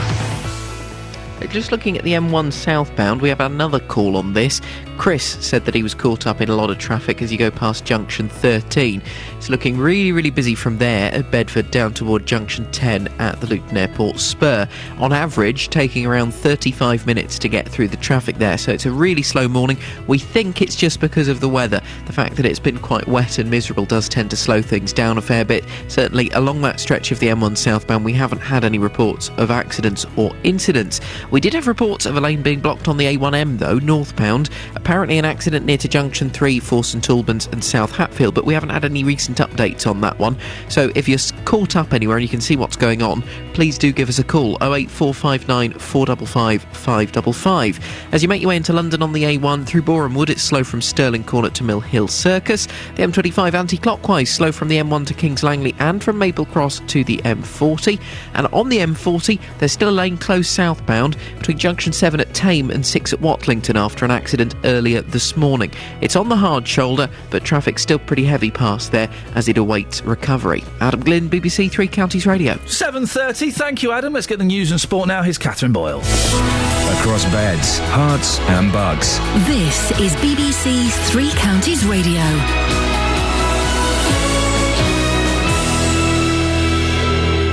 Headlines. Rescuers have been working through the night at the scene of Spain's worst train crash for decades, which is so far known to have claimed 77 lives. A 24-year-old man's pleaded guilty to a stabbing at last summer's Swedish house mafia gig at the Milton Keynes Bowl.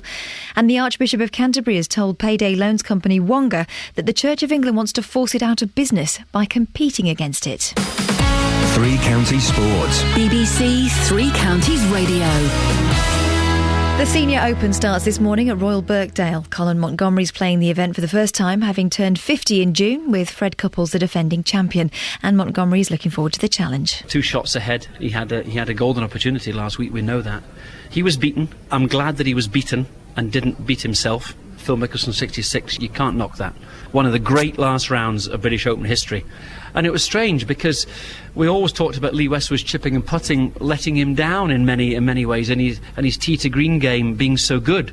It was the opposite that last round. He just didn't play well enough. Ahead of the London Anniversary Games, which start this weekend at the Olympic Stadium, Jessica Ennis-Hill says she needs to refocus a year on from winning Olympic gold in the heptathlon. Ennis-Hill might be unable to compete this weekend because of an ankle injury, but hopes to be fit for August's World Championships in Moscow. I now have to refocus my goals, so it's not about that Olympic gold medal now, it's about points score, getting close to 7,000 points. It's about, focusing on different things and also acknowledging that you can't be on this constant rise for, the whole of your career. You're going to have a dip at some stage, and unfortunately I'm kind of experiencing that at the moment, but still, trying to battle back to be ready in time. Football now, and in last night's friendlies, Watford drew 1-1 with Peterborough. MK Dons beat Madrid-based side Rayo Vallecano 4-3, and Wycombe's friendly at Burnham was postponed after the pitch failed an inspection. Luton Town have a friendly tonight. They're playing away to Dunstable Town. And some of the world's best cricketers from the past are in action today in Bedfordshire. The Lashings World 11 team are playing Eversholt Cricket Club. Courtney Walsh, Andy Caddick and Inzamam ul Haq will play the touring team. Entry at the gate costs £5 and the match starts at 2:30. And that's your latest news and sport. I'll be back with more at 8 o'clock. You strike me as the sort. Oh, right. Well, no, you do. You just... Of what? Spitting. You're a spitter, aren't you? I am not. No. I think it's disgusting. Oh, for goodness sakes. Really? Yeah. But I remember in the 80s, lots of men spat, didn't they? Was it footballers that were to blame? Well, footballers did that horrible thing where they would hold one side of their nostril. Oh, a greenie. Oh, dearie me. Or a snot shot. Oh, for goodness sakes. Across beds, hearts and bucks. This is Iain Lee. No. BBC Three Counties Radio. That's out of order. That is out of order. Apologies for that. Lots coming up in the next 30 minutes of the show. More on spitting, more on the royal family. But before that, cold calls.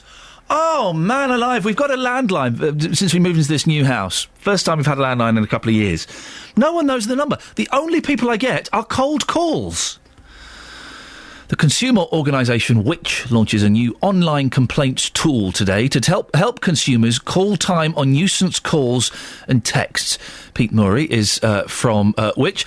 Morning, Pete. Hi, Ian. But of course, there's the call preferencing service, or whatever it's called, has been around for a long time, but it doesn't work, does it? No, well, lots of people who sign up to telephone preference that's it, yes, right, thank you. Continue to get nuisance calls. Partly that's because perhaps they've given their consent to receive these calls, perhaps, long time ago, or maybe it's because there are companies breaking the rules, and that's what we need to tackle. We need to get people to complain to the right regulator so that they can take action against companies who are breaking the rules and fine them, and that's why we've launched this new complaints tool. It's available on which.co.uk, and if you receive a nuisance call or a text, you can go there, and within a couple of clicks you'll be pointed to the right regulator to take action and to take the confusion and hassle out of complaining. But so what will this online service, what information will it require from me?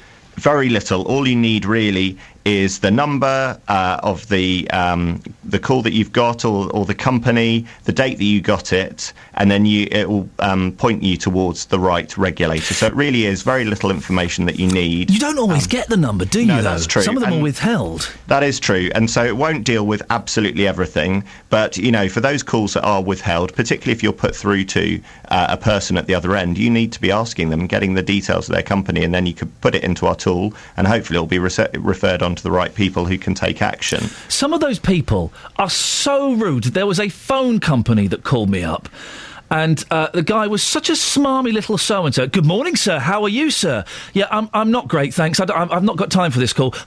Well, don't worry, sir. I'm sure you will have time for it once I've... No, get stuff. Where do these people get trained, Peter?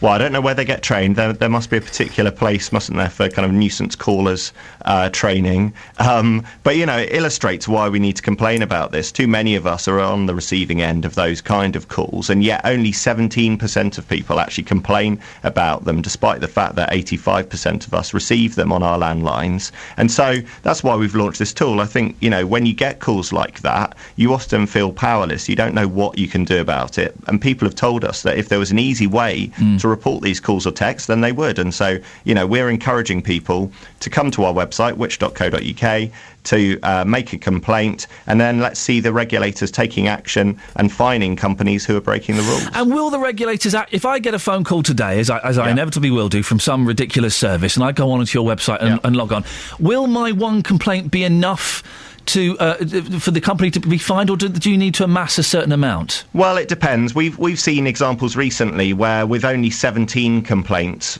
Phone Pay Plus were able to fine a company £85,000. So, your complaint really can make a difference. In some occasions, it might need to take many more. But we could be talking about only tens of complaints actually making a difference in getting regulators to then fine companies. Pete, it's one of my bugbears. I wish you the very best of luck with it. Get onto the website, Ian. Thank you very much indeed, Pete Murray from Which.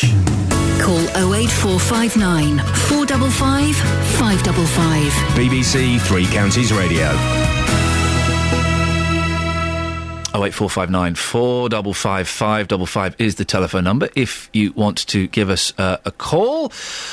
Or you can go to facebook.com/BBC3CR. Now, last week I asked you how safe you feel when walking through your local park. We'd heard from a man called David Trundley. He says there's a problem of antisocial behaviour along the riverside in Buckingham, and he says not much is being done about it. He said people were drinking, being rowdy and generally foul-mouthed, and he wasn't the only one who was annoyed about it. My husband came home one evening and late in the evening there were about 200 teenagers, mostly underage drinkers. One girl, he said, couldn't have been more than 15, was lying across the bridge that leads over to Stratford Fields, which is the football club.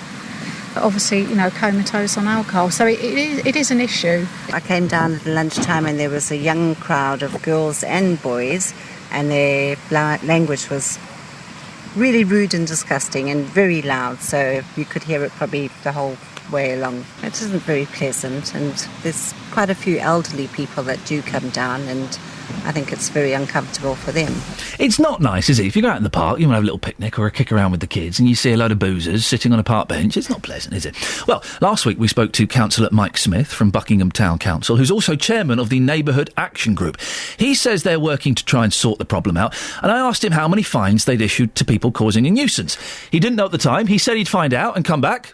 And he's come back. Good morning, Mike. Good morning, Ian. Mike, how many fines have been issued over a certain period? I'm not sure about fines, but certainly of the 45 warnings issued in the last couple of months, there have been 2 arrests and 2 fixed penalty notices. I think it's the fixed penalty notices you're talking about with regard to fines. Right, so 2 fixed penalty notices, 2 arrests. To separate people, does that make 4 incidents altogether? Yes. It's not brilliant, is it? And within that, of course, there's the 45 warnings that have been issued. What does the warning actually achieve? Basically, the police tell them to stop drinking, stop making a row and go away. Some people might say, Mike, that 2 arrests and 2 fines... Have the fines been paid? Oh, I wouldn't know. OK.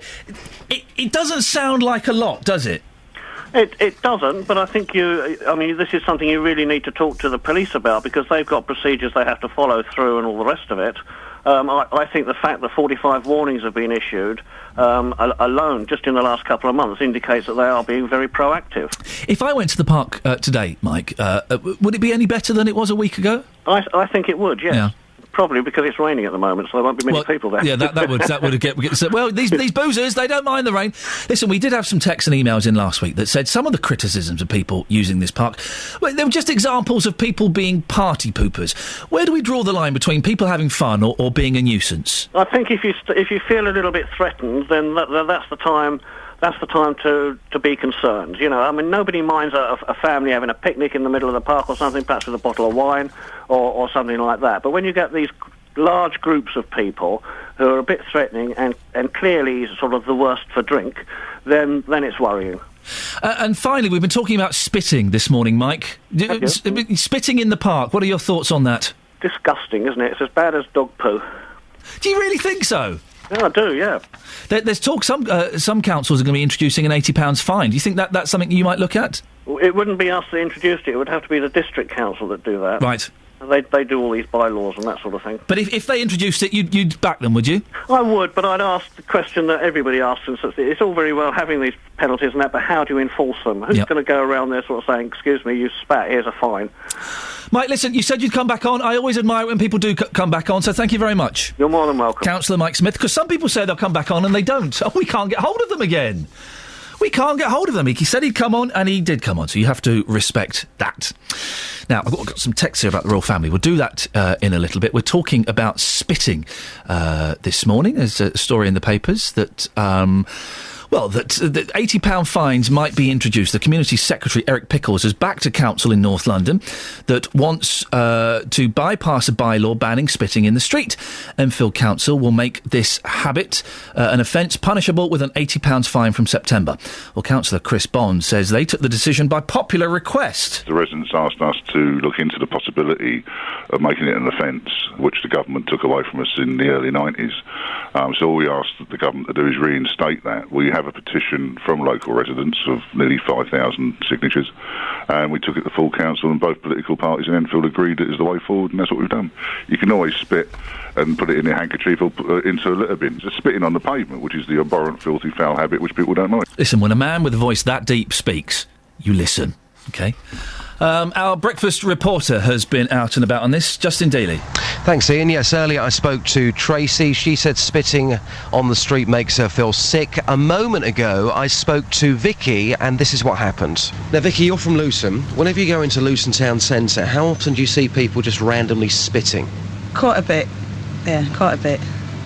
And when you see them do it, how does it make you feel? Disgusting. Wish I wouldn't do it. Yeah. Really disgusting habit.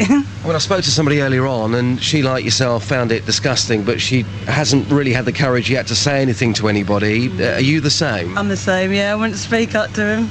You don't know what people are like these days. So we're talking about a fine of £80. Is that enough? No, it should be more. A lot more. So put a figure on it for me. 150? £150? Seriously? Yeah, seriously, yeah.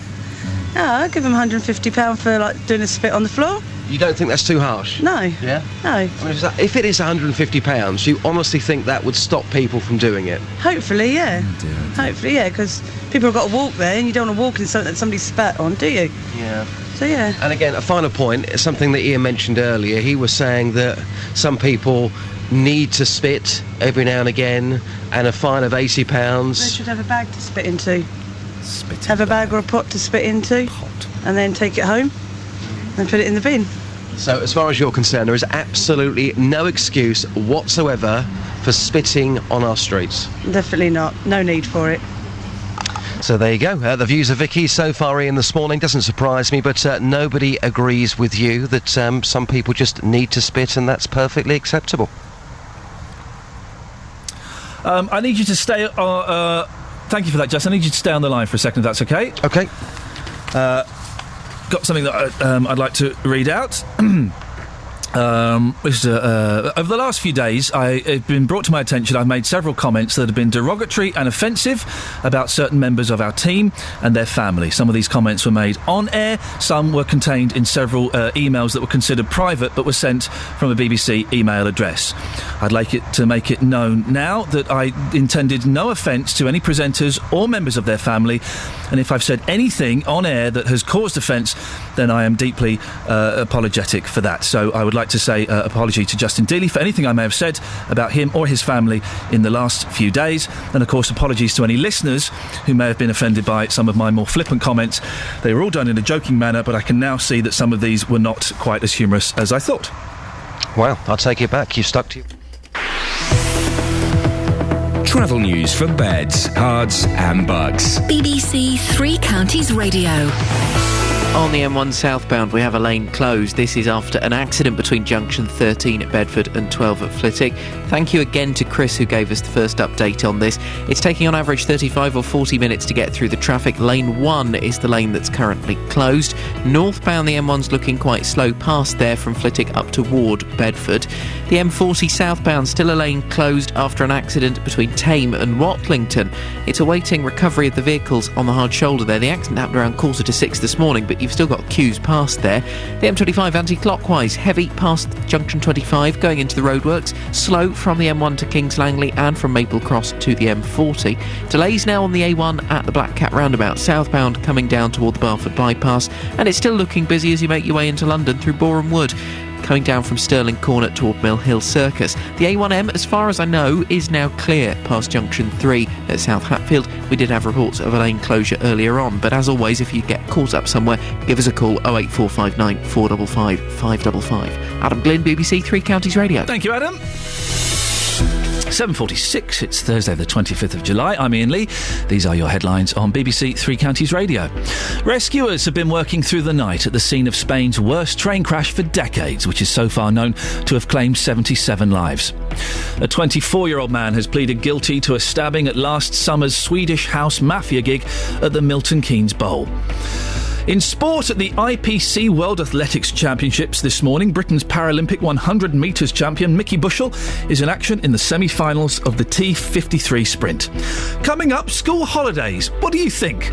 Are they too long? Right, let's get the latest weather now. Here's Elizabeth Rizzini.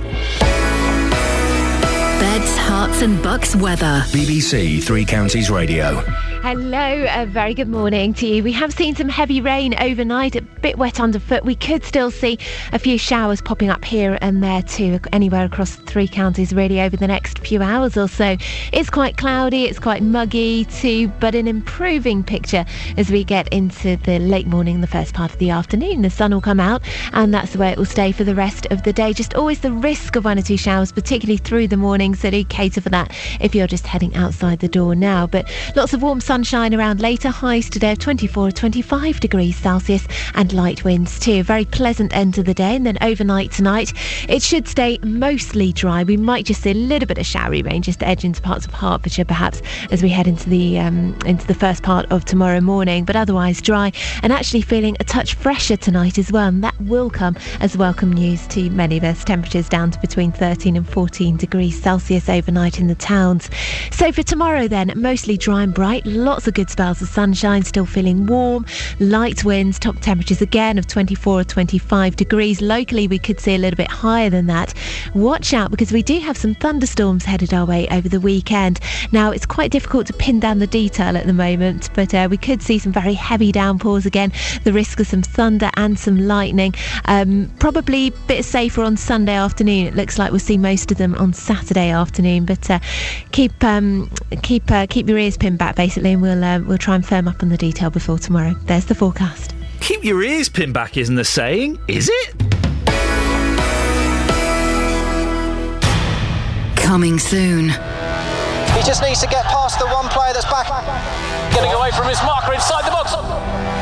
Real chance now. Great save. Towards the top corner. What a goal! It's a beautiful goal. Three Counties Sport returns to Saturdays. That went like a rocket! Next weekend on BBC Three Counties Radio.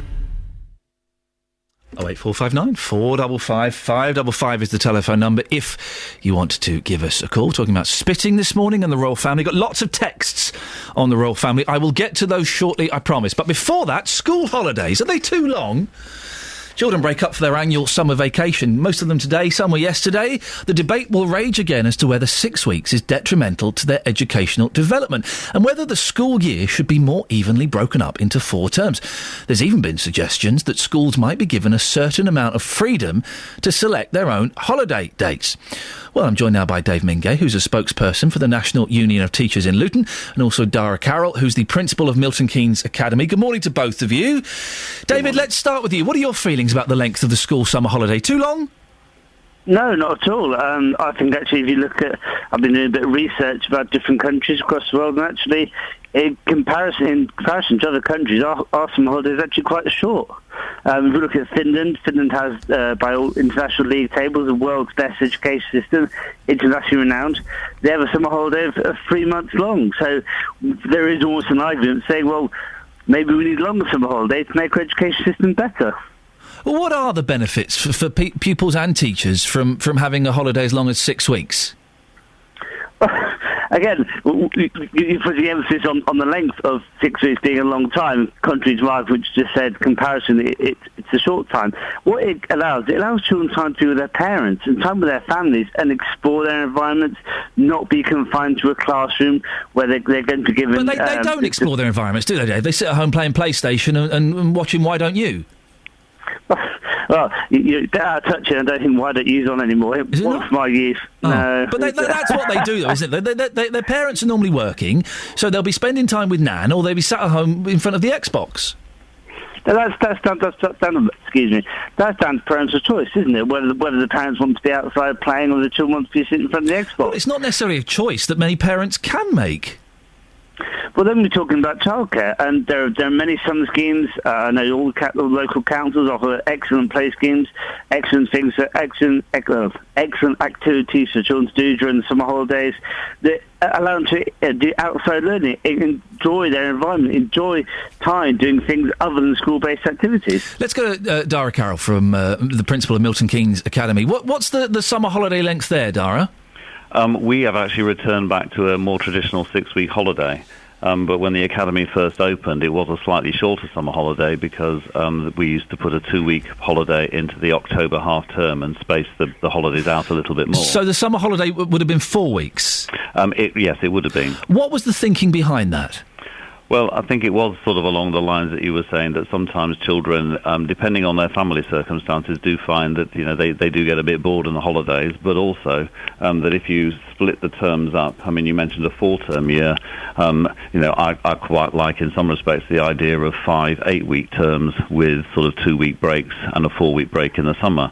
But I think really, the length of holidays and all the rest of it, sort of missing the point, in as much as however you divide the year up, if you say that you're going to have children having 190 days in school, which is the current model for maintained schools, then you have to put the holidays somewhere. And the thing that I'm more concerned about, and why we ended up having to change our holidays, was because we need to work in conjunction with the families and get a coordinated approach with all of the local schools, so you don't have some schools on holidays when other schools are actually, still following term time. Well, there is talk, isn't there, from Michael Gove, the Education Secretary, saying that schools could be in charge of setting their own holiday dates. That would create chaos, wouldn't it, Dara? Well, potentially it would do, because, as I say, the academy here, when we first opened, there was a different holiday pattern, and I spoke with the parents, and they said, on the one hand, these parents would have preferred a shorter summer holiday, but what made it worse for them was that if we were having holidays at different times to the primary schools, then they found the childcare arrangements and other sort of domestic arrangements impossible to manage. So we've basically tried to coordinate with the local schools so that we're making it slightly easier for families to organise themselves. Dave, the thing I remember, after having a 6 weeks break and going back to school, I couldn't write. I'd forgotten a lot of the basic skills. If we have a holiday as long as 6 weeks, or as you suggested, even longer, that is going to be detrimental, isn't it? Iain, when was the last time you recited your 2 times table? Do you know what? Actually, it was last week, but that's simply because we were discussing times tables on the show. Well, there we are. It's been a long time since you did it at school, and actually, if you can't write after 6 weeks, which obviously is a bit of an exaggeration, then I would argue you didn't really know that skill in the first place. You're preparing children to leave school and be part of society, and at some point you're going to have to leave the environment and do something else. But do you ever really lose those skills? Come on, Dave, let's be honest. This is just you're arguing on behalf of your teachers who want a longer break. Absolutely not. I'm arguing. I've got a whole heap of international evidence. I've got a list of about 20 countries in front of me. We could look at Belgium. They've got a 2 month summer holiday. Sweden, they've got a 10-week. Yeah, you just want to take a longer break for teachers. Could make their job even easier. Iain, we both know the teacher's job is not easy, and I'm sure my colleague from the Academy of Milton Keynes agree with me. The teacher's job is so not easy. If you want to go down that route, I could say the only country that has a shorter summer holiday in the UK is South Korea, and the only country that has a higher rate of teacher suicide is South Korea. Dara, do you think these proposals by Michael Gove will go ahead?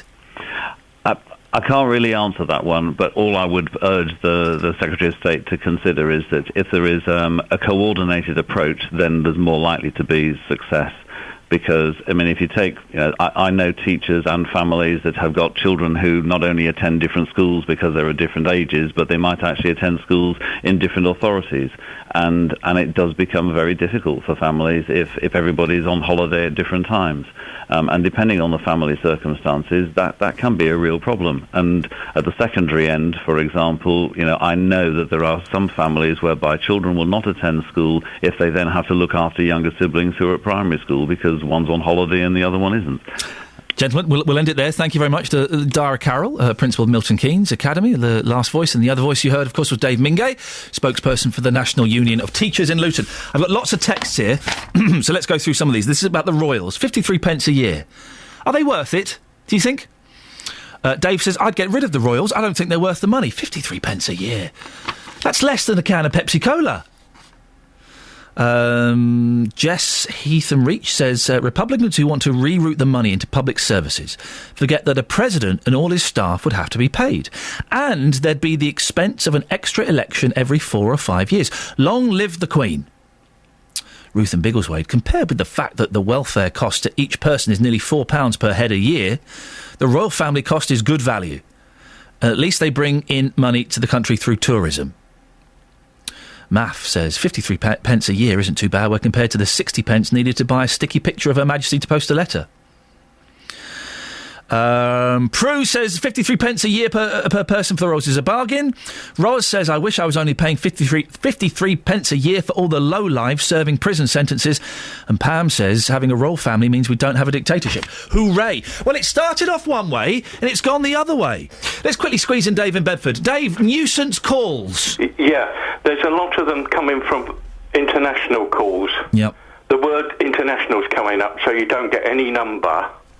And what they're doing is that they're being pestering you. They'll phone you now, and then they'll phone you again in 10 minutes, then another 10 minutes, then another. One night I had over 20 calls. Oh. What did you do? Did you tell them to get stuffed? I didn't even pick the phone up. Right. Because I knew what it was, because I kept saying international. I quite like the sport of the nuisance call, David. I often give them to my 3-year-old to talk to, or put them on hold and see how long they'll wait. Yeah, but do you know what the best one was? Go on. Someone they've done a call to started speaking in another language, in Welsh. Oh. And they slammed the phone immediately down. As I would do if someone spoke to me in Welsh. David, thank you very much. I'm reminded of a gentleman who emailed me, a Nigerian scammer called Rooney Jeep. Rooney was lovely. He was wanting me to deposit £1,000 in a money exchanging thing, and he'd give me £4,000. I managed to get a phone number off him, and I kept phoning him up. I kept phoning Mr. Jeep up. It was wonderful. He was a lot of fun. The nuisance calls, they're annoying, but there are ways to deal with them. Oh, a cup of tea. I'll shut up speaking. Travel news for beds, cards and bugs. BBC Three Counties Radio. Still pretty slow on the M40 southbound after the accident earlier between Tame and Watlington. It's slow pretty much back to Oxford, actually. All lanes have reopened through there, though. It's just cleared now about 10 minutes ago, and traffic is moving a little bit more freely. The M1 southbound queuing after the accident earlier between junction 13 at Bedford and 12 at Flitwick. About 35 or 40 minutes of delays, but again, good news because all lanes have reopened. Northbound is slow past junction 12 at Flitwick up toward 13 at Bedford. The Aston Abbots Road, we have reports that it's been blocked both ways. A 2-vehicle accident between Aston Abbots and Weedon. Lynn called us about that one. Any further updates on that would be very much appreciated. 08459 455 555. Roxton, the A1, Black Cat roundabout looking slow. Busy into London through Boreham Wood. M25 delays anti-clockwise. The M1 through to Kings Langley and Chorleywood to the M40. And the Metropolitan Line tube has been suspended in London between Baker Street and Aldgate. Severe delays Wembley Park to Baker Street. It's a signal failure at Baker Street Station. Adam Glynn, BBC Three Counties Radio. Thank you, Adam. Spitting in the street. Yobbos? Disgusting? Just a natural thing that we all do. Is there really a problem with it? Here's the news with Catherine. On FM, AM, online and digital radio. This is BBC Three Counties Radio.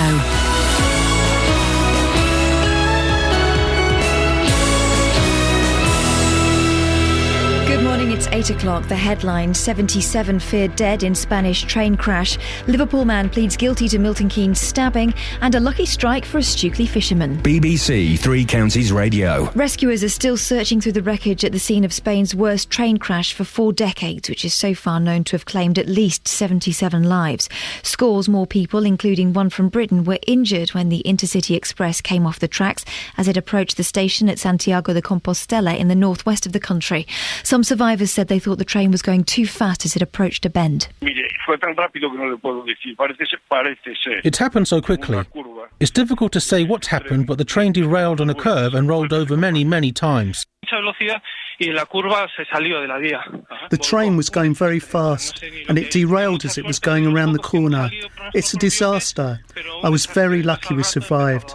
A man has pleaded guilty to a stabbing at a gig in Milton Keynes Bowl. The attack at the Swedish House Mafia concert last July injured 3 men and left one with a punctured lung, as Lee Agnew reports. 24-year-old Francis Brennan from Cavan Road in Liverpool admitted wounding with intent, affray and possession of an offensive weapon at Aylesbury Crown Court. He'll be sentenced following the trial of 25-year-old Jamie Jarvis from Liverpool, who admits affray but denies wounding with intent, and 30-year-old Stephen Lee from Liverpool, who denies affray.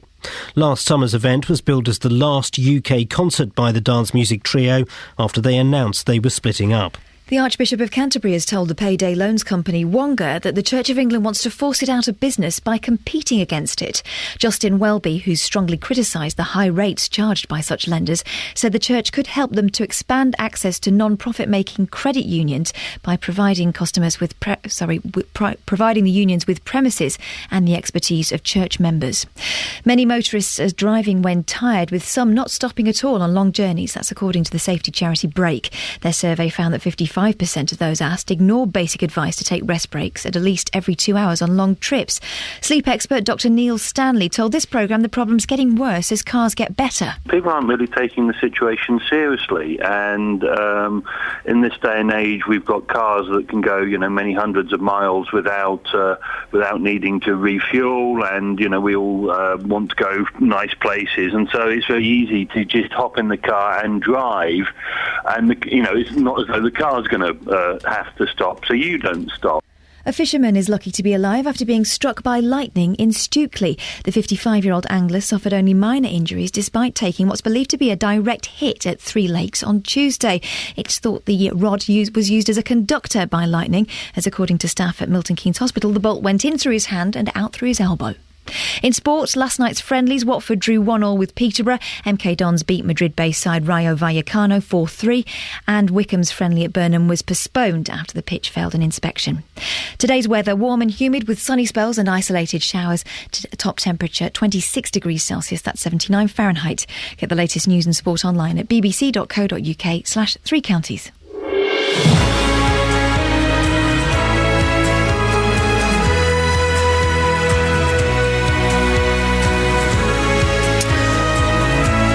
This is Iain Lee, BBC Three Counties Radio. It's dark and it's grey and it's miserable out there, and it's wonderful because of it. Lots coming up between now and 9 o'clock. Busy show, lots of phone calls, lots of texts, lots of emails. We'll get through as many as we can before 9 o'clock. The column inches and front page coverage of the royal news this week has shown that we have a press which thinks we're all obsessed with the monarchy. Well, they only cost us 53 pence a year. Do you think the royals are worth the money? For the majority of school children in Beds, Herts and Bucks, this is the first day of the summer holidays.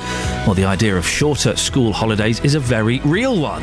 The Education Secretary, Michael Gove, has suggested that from September 2015, all state schools could be in charge of setting their own holiday dates. Well, are the school summer holidays too long?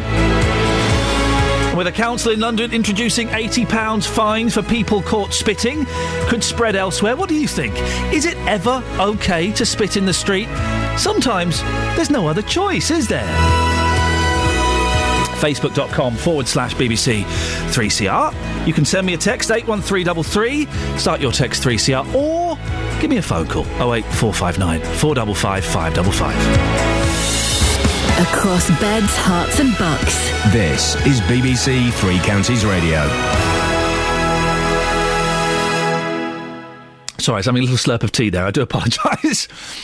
The monarchy is one of the most valuable of all British brands. Well, that's according to a report out today. Finance company Brand Finance say the Queen and her lot have brought us £1.5 billion in the last year, and predict that in time the royal baby will boost the economy by £521 million. However, the anti-monarchy group Republic have told us that these figures are nonsense. Well, I'm joined now by staunch royalist Scott Pepe and Republican Graham Smith. Good morning to both of you. Good morning. Good morning. Scott, do you think that the royal family are worth it? Absolutely, I do. I mean, I clearly Graham is going to dispute all of these figures, but I think the good people at home will realise that clearly the monarchy brings in a great deal of money. I mean, we only have to see the tourists flooding over from across, particularly from America, but across the world, to see Buckingham Palace, to see these royals that make up such an important part of the fabric of our nation. Having said that, I don't think we should just choose the cheapest option for our head of state. I think we should choose the best, and I think having a Queen as head of state is definitely the best option for Britain. It makes us proud to be British, it unites the nation, and best of all, the Queen isn't a politician. Yeah, she does discuss things with the Prime Minister, doesn't she? That doesn't seem particularly appropriate. Well, no, but she doesn't lean on him, she doesn't exert any influence. She can't veto any laws anymore. There is a weekly discussion between the Prime Minister and the Queen where he simply updates her on the business of government, and I think it's appropriate that the head of state knows about that. But, clearly she's not sitting there making law. Graham Smith, 53 pence per person a year, that's got to be good value for money, hasn't it? Yeah, well, it's not true. It's not true, and I would rather that the BBC stop repeating it as if it is true. So, correct us, tell us the truth. I pointed out to your researcher yesterday when I was on the phone to her, it simply isn't the case. Tell us, stop repeating it as if it is. Graham, tell us now then. Most of what Scott said was wrong. I mean, he does like to fantasise about the monarchy and add all this, sort of take or pass credit on to the monarchy for all of the hard work that ordinary people do in terms of bringing tourists into this country. There's no evidence that the monarchy brings tourists in. One thing that Scott did say, which was correct, is that it's not about what's cheapest and it's not about the financial value.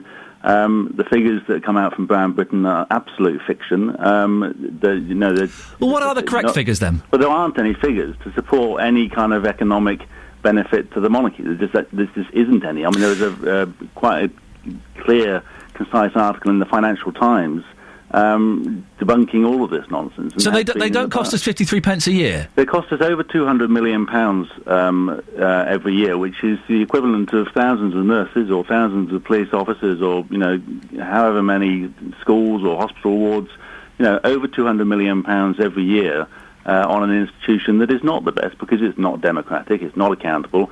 The Queen and Prince Charles do have the opportunity in secret to veto laws that, not in the interests of the people, but the veto laws that affect their own private interests. Now, that has been confirmed by the government. It's been reported widely in the media. But the government refuses to say how and when that process is exercised, and they refuse to give any detail. So the entire institution operates in secret. It is completely unaccountable. We have no idea whether Charles or the Queen or anyone else is leaning on ministers in private. Charles particularly has a very active political agenda and lobbies ministers on a routine basis, entirely in secret. The cost is irrelevant. It doesn't bring in any money. It does cost us an awful lot because it's unaccountable. Well, the cost, if you say it's £200 million a year they cost, that's still only £3 a person, isn't it? No, it's not. Look, sorry, I mean... If you're saying Graham, hang on a second. If you're saying it costs £200 million a year for the monarchy, that's £3 a person, isn't it? Are you dividing that by 60 million? Yeah, 69 million, right, roughly. Okay, yes. Which is an absurd division anyway, because 60 million people in this country do not pay tax. But it's still three. No, but it's not absurd. Okay, Graham, it's not absurd. Absolutely clear. It's not absurd. It's £3 a person. Right, the monarchy is the only institution where people take the cost of it and divide it by 60 million. No, you just do not do that. Why do you not do that, Graham? When the MP's expenses came out, people didn't just shrug their shoulders and say, well, it doesn't matter, it's only £1 per person or whatever it is. They said this is an absolute outrage because people were putting their hands into public pockets. We're going off on tangent. Let's put those points to Scott. Scott? Yeah, well, thank you. I mean, the trouble with Graham is that he puts across this rumour that if we did what he wanted and replaced the Queen with a politician, all these costs would go away, and that's simply not true. I mean, I assume he wouldn't want Windsor Castle and Buckingham Palace to fall down, so we'd still pay for those. I assume he wouldn't want anything bad to happen to his new politician, so he'd still have to keep them safe. We'd still have to pay him a salary, and of course, politicians, unlike the Queen, retire, so they need a big pension pot. The simple fact of the matter is that all of these costs that Graham single-handedly blames on the monarchy are actually costs that any government has to endure. Which is incorrect, Scott. The problem is, Scott, is that it's not a politician. So I know you like to think you're being clever by constantly referring to a politician. No one is asking for a politician to be put into the position of head of state. So that's let's exactly actually what have you're asking for, and clarity in the discussion. What we're talking about is having a non-political head of state elected by the people, someone who represents the people. And because they're accountable, they have to be careful about the money that they are spending. Heads of state, if you look at Ireland, for example, if you look at Germany, which they are all have politicians, Graham. Sorry? They all have politicians. That's the trouble, Graham. No, they don't. They have non-political heads of state. The president. Gentlemen, both of you, just calm down, one at a time, please. Scott, Graham is disputing the fact the figures that they don't bring in, saying they don't bring in tourists. We can't prove they bring in tourists. Well, I mean, I'm no marketing expert, and Brown Finance keep producing these reports which suggest they do. And, you know, I'm not saying that every tourist that comes over to the United Kingdom comes here simply to look at the Queen. Of course, that's not true. But I do think it's ridiculous to suggest that part of the draw of our nation isn't the culture, the tradition, the heritage. Graham, have you ever been to Windsor? Have you ever been to Windsor on a Saturday? Yes, of course. It's rammed, and they're all there to see the castle. Yeah, okay, hang on a minute. The tradition, the heritage, the history, that's all going to be there whether we have the monarchy or not. And this is the key point, because, you're talking about experts. Brand Finance have they've got a very clever PR department who try and jump on the back of these sorts of events. They're doing a nice bit of spin to get their name out there. Everyone's now heard of Brand Finance because they put this report out. If you actually look at the detail of the report, they're just clumping in together all of these different things that have got nothing to do with whether or not we currently have a monarchy and saying that's the value. It's not true. It doesn't stand up.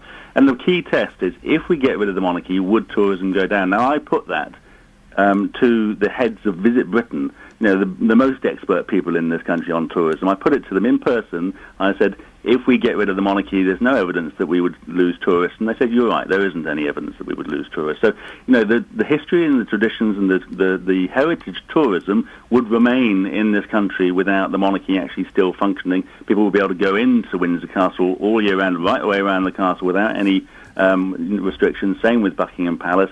You will get the same sorts of numbers going to Buckingham Palace as you currently get to going to Tower of London, which is far more popular. They do a lot of good work, don't they?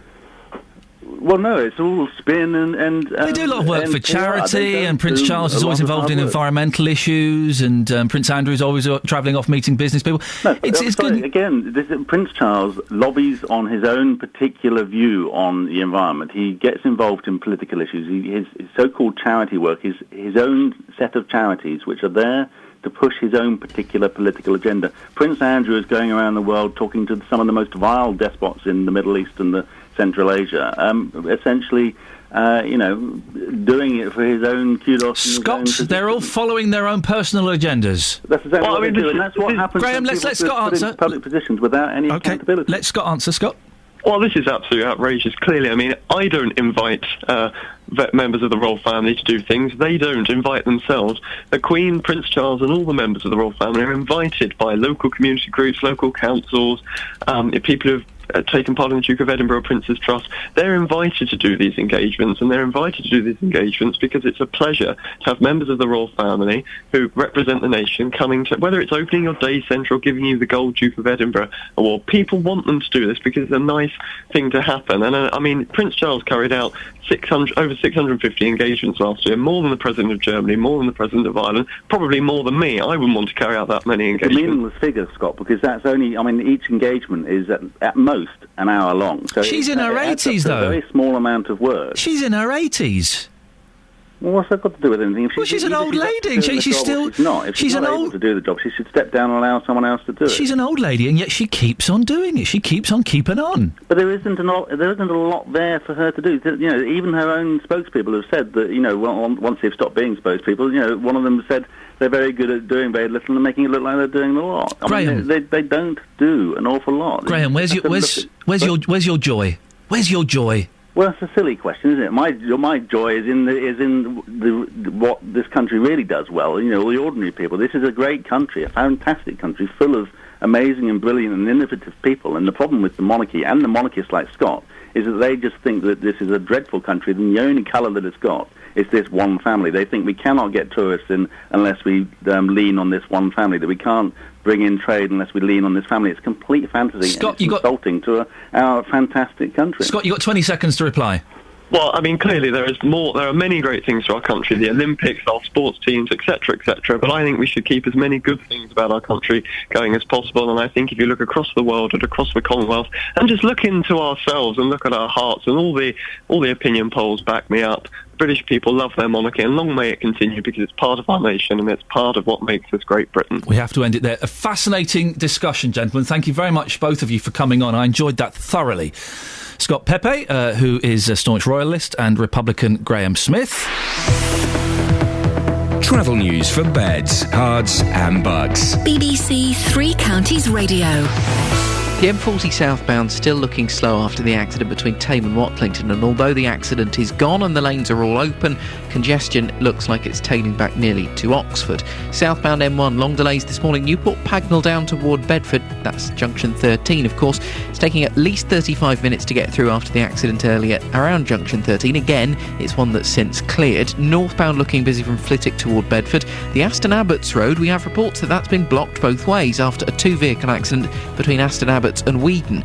Anything else on that, do give us a call, 08459 455 555, or indeed if you spot anything else at all on the roads or rails. M25 anti-clockwise, slow from Waltham Abbey to Enfield into and through the roadworks, then from the M1 to Kings Langley and Chorleywood to the M40 you have patches of slow moving traffic, delays on the A1 at the Black Cat roundabout, busy into London as you come down the Barnet bypass, and the A10 looking slow through Cheshunt past Winston Churchill Way. Metropolitan line tube is suspended at present, Baker Street to Aldgate. Severe delays on the rest of the line, it's a signal failure at Baker Street. Adam Glynn, BBC Three Counties Radio. Thank you very much.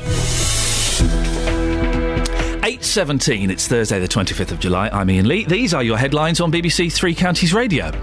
Rescuers are still searching through the wreckage at the scene of Spain's worst train crash in 4 decades, which is so far known to have claimed at least 77 lives.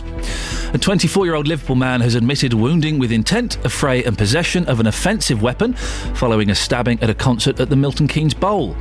In sport, the Liverpool manager Brendan Rodgers says Luis Suarez's future at Liverpool is now a question of loyalty. Coming up, if you're driving this morning, wake up!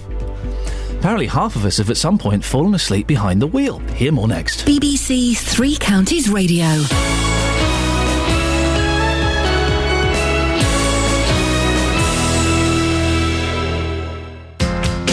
Every weekday from 12, Nick Coffer brings you great guests. Julian Clary, welcome to BBC Three Counties Radio. Legendary Genesis guitarist Steve Hackett, Supertramp frontman Roger Hodgson, Carol Decker of Tapao fame joins me now. Great conversations. China in your hand is about the fragility of your dreams and that you should be careful what you wish for. Something very addictive about making people laugh is standing on stage and every few seconds getting that hit of a laugh. Nick Coffer. Weekdays from 12. On BBC Three Counties Radio. I was just asked, Tim's just joined me, and I was just saying, I wonder what China in Your Hands by Tapao is about, and then... It's about the fragility of life. And dreams. And dreams. There we go, and then she pops up there and says that. Well, that's fantastic news. Dreams are fragile. My dreams were broken last night by the horrendous downpour. Oh, doesn't it sound wonderful? I know. We sleep with that window open. Love it. It's brilliant.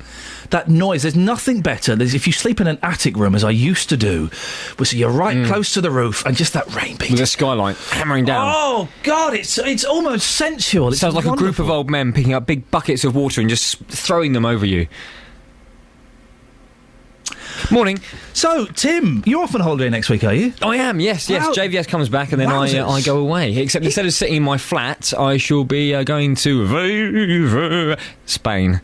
His holiday sounds very boring. Very boring. He went out on a lads' night last night. I've got this all from Twitter. The fact he's tweeting his holiday. Do you know, I haven't stopped following him. I just haven't been checking what he's up to because it's things like tiling. Oh, it's so boring. And pottering. Such a dull man. And cleaning other people's garage doors.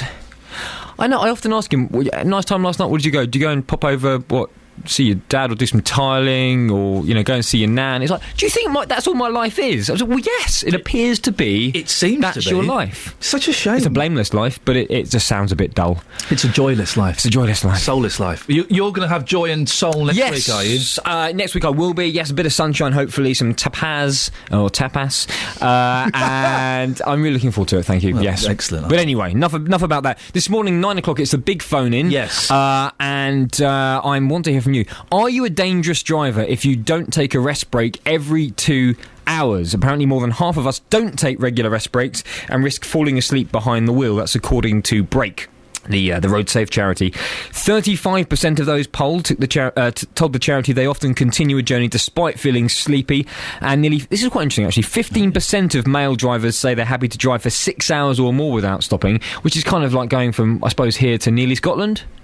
Is that if you're about not, that? I think the 2 hours is perhaps a little bit too often. I've driven. Well, no, this is what they're recommending. The sleep experts say 2 hours, and you should pull off.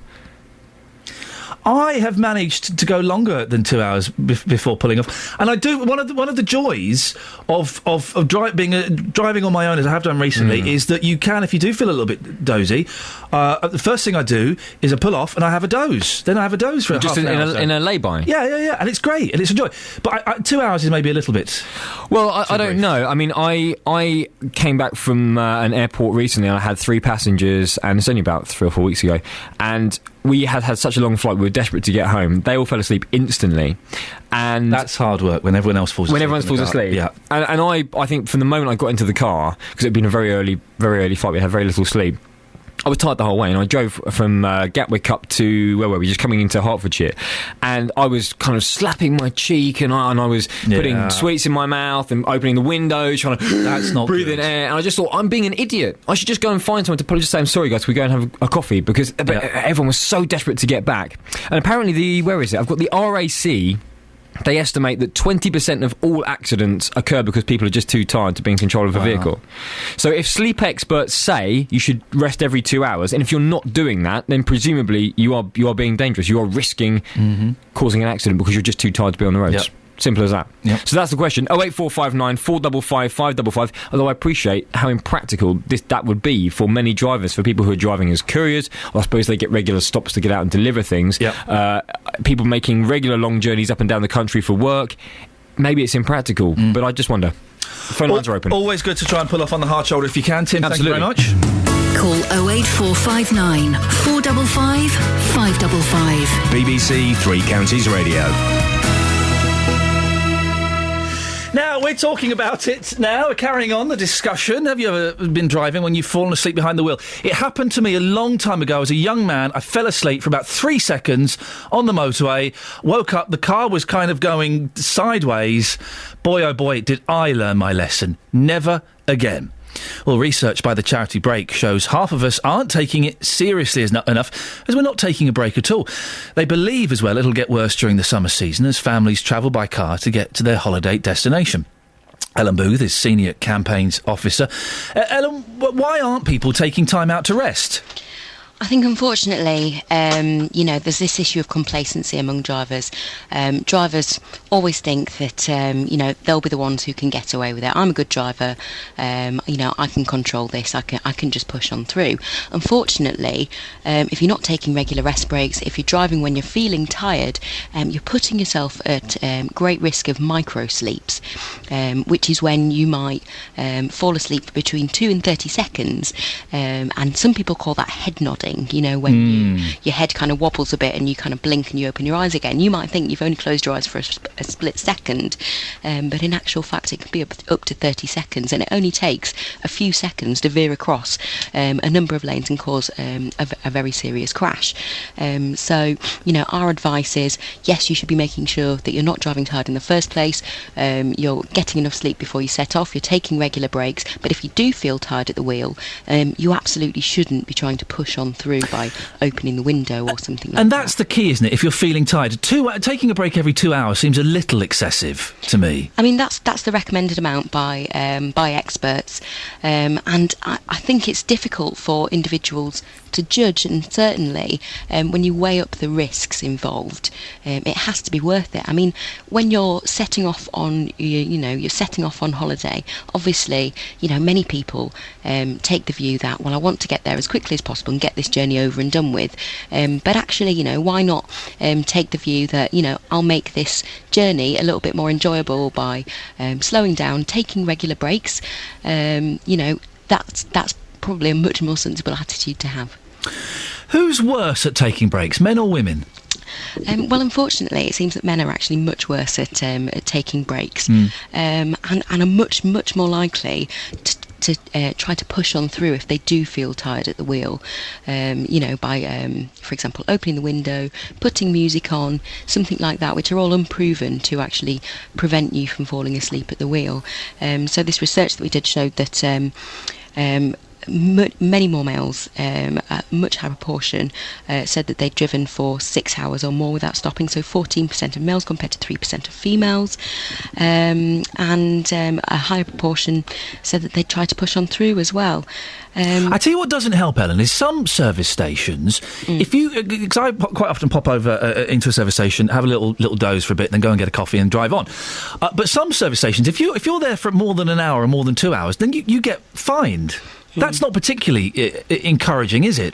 No, it's not. And I mean, we know that the government is trying to do something about that, and there is a proposal that drivers who oversleep at motorway service stations might be able to pay their tickets retrospectively, but before they leave the service station, which would obviously be a really good thing. So what we don't want to do is end up in a situation where drivers are too fearful to take a nap in case they oversleep and overstay their welcome and get a big fine for it. So yes, that is something that we definitely want the government to look into. Ever happened to you, Ellen? You've ever been driving and your head's nodded down for that split second? No, because I work for a road safety charity that supports people who've been bereaved or injured. We all take this incredibly seriously. If you've heard the stories of people who've been affected by these things, then you'd never take risks on roads.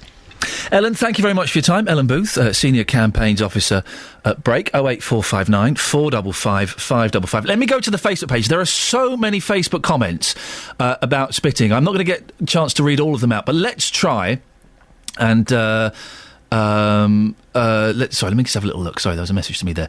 Let's see what you're saying about spitting. About Dunstable says, spitting? I thought it said sitting. What? It's a disgusting habit, and I've been told it spreads all kinds of diseases. Good idea. It's just implementing it like any other fines that are set. Jack says, spitting in the street is gross, but I don't see how you're going to police it unless you give powers to ordinary citizens, because we'll see the people doing it. Then we could stop littering as well. Come on, give us ordinary people the power. Really? You think?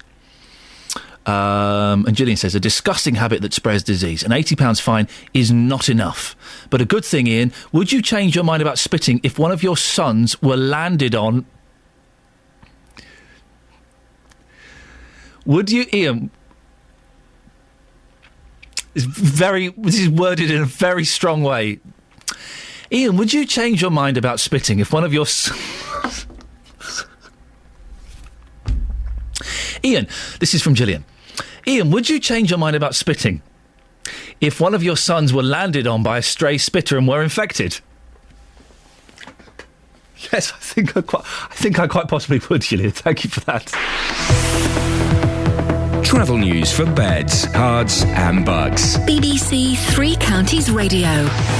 Still got delays this morning on the M40 southbound. It's slow after an accident from Tame to Watlington quite early this morning. Although it's clear, there are still 20-minute delays back toward Oxford.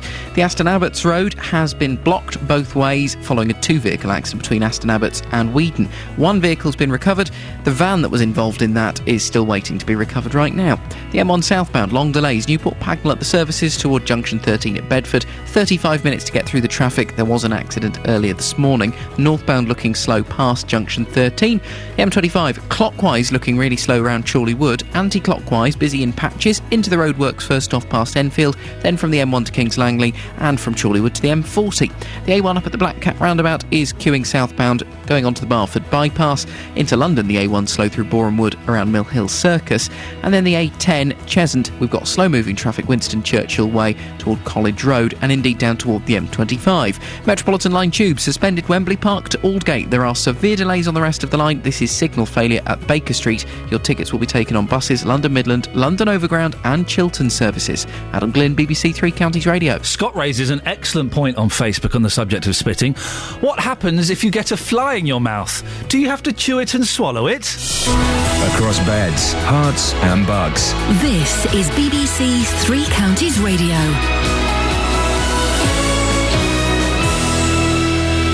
Good morning. With the 8:30 headlines, I'm Catherine Boyle. Rescuers are still searching through the wreckage at the scene of Spain's worst train crash in 4 decades, which is so far known to have claimed at least 77 lives. A 24-year-old Liverpool man has admitted wounding with intent, affray and possession of an offensive weapon following a stabbing at a concert at the MK Bowl last July. And the Archbishop of Canterbury has told the payday loans company Wonga that the Church of England wants to force it out of business by competing against it. Three Counties Sports. BBC Three Counties Radio. The Senior Open starts this morning at Royal Birkdale. Colin Montgomery is playing the event for the first time, having just turned 50 in June, with Fred Couples the defending champion, and Montgomery's looking forward to tackling the course. I think it's just a tremendous golf course. There's no gimmicks. It doesn't need any gimmicks. It's very fair. Muirfield and Birkdale are... It depends who you are. The English think Birkdale's the best. The Scots think Muirfield, but really, I'm not saying that because I'm here. I really do feel that Birkdale is right there with the best courses in Britain. The Liverpool manager Brendan Rodgers says Luis Suarez's future at Liverpool is now a question of loyalty. Rodgers feels Suarez owes the club's fans after they stood by him through a number of controversial incidents during his time at Anfield. Suarez is set to hold talks with Arsenal over a move to the Emirates after their bid of just over £40 million triggered a clause in his contract. Liverpool, however, remain adamant that the striker will not leave for less than their valuation of £50 million. In last night's friendlies, Watford drew 1-1 with Peterborough. MK Dons beat Madrid-based side Rayo Vallecano 4-3, and Wycombe's friendly at Burnham was postponed after the pitch failed an inspection. Tonight, Luton Town have a friendly away to Dunstable Town. And this afternoon, some of the world's best cricketers from the past are in action in Bedfordshire. The Lashings World 11 team are playing Eversholt. Courtney Walsh, Andy Caddick and Inzamam ul Haq will play for the touring team, and entry at the gate costs £5. That match starts at 2:30. And that's your latest news and sport. I'll be back with more at 9 o'clock. Text 81333. Start your message with 3CR. Text will be charged at the standard network rate. BBC Three Counties Radio. It's been a very busy and a very fiery show this morning. Lots of people getting hot under the collar about spitting, school holidays, and also the royal family. I'm here until 9 o'clock. If you want to give me a call on any of those, 08459 455 555, or you can go to the Facebook page, facebook.com/BBC3CR. A report is out that has been disputed by Republican groups, saying that for just 53 pence per person in England, Britain, we get the royal family. Is it in England or in Britain? Doesn't really matter. The UK. 53 pence a person. Let's assume that is correct. At most, it's £2.90 a person. Is that value for money? April's in Luton. Morning, April. Good morning. What do you think? 53 pence per person, good value for money? Yeah, I'd quite happily pay 53 pence, quite happily pay £2.90. I'd be quite happy to pay, say, a tenner a year. Let's not get carried away, love. Eh? Why? Why do you like the royal family so much? Well, apart from all the entertainment they give me, and they do give me more entertainment than, say, the average television programme. What more? Hang on a second. The royal family give you more entertainment than, say, Luther or Jeremy Kyle? Admittedly, I am recording Luther. I haven't watched them yet, but certainly more than EastEnders. The lady police officer did it. Oh, I've spoilt it. I don't know. I've not watched it. I've no idea. If she did do it, then I'm in big trouble. But I've not seen it, so I don't. I've not seen it, so I've got no idea. So I'm just guessing. I've got them all on. Are you not bored of the baby? The baby's got to be getting on your wick, isn't it? No. Do you know, actually, not well. Yes and no. There's probably too much news coverage about it. However, I wish every new life into this world all the joy and happiness and long health. So do I. I wish them happiness and health and everything. But front page of most of the newspapers, apart from the Independent, who've gone with Alan Partridge. It's fine for me. I don't read the newspapers, so it doesn't bother me. OK, April in Luton, thank you very much. April is more than happy to pay the 53 pence or the £2.90, depending on which side of the coin you are at. Talking about falling asleep at the wheel, research by the Charity Break shows half of us aren't taking it seriously enough. Clive's in Winslow. Morning, Clive. Good morning to you. Have you fallen asleep at the wheel? Yes. What happened? This was a few years back. I'd been out in the sun all day long in Gloucestershire, and I was going back to Windsor to see a cousin of mine. And I was looking for an off-slip because I thought, I'm feeling shot. Yeah. I was in the outside lane. I thought, where's the next off-slip? I thought, for God's sake, hurry up. Next thing I know, I'm aiming towards the central reservation. Yeah. How should we say? An immediate wake-up. Didn't need to stop after that. But obviously I was looking for somewhere to get off. But I had, before that, used to sail a lot to the South End, driving back to North London. I knew damn well I'd be totally and utterly knackered at the end of the afternoon. I'd be driving back and I'd stop on the outskirts of London, drop into a field, I'd crash for an hour.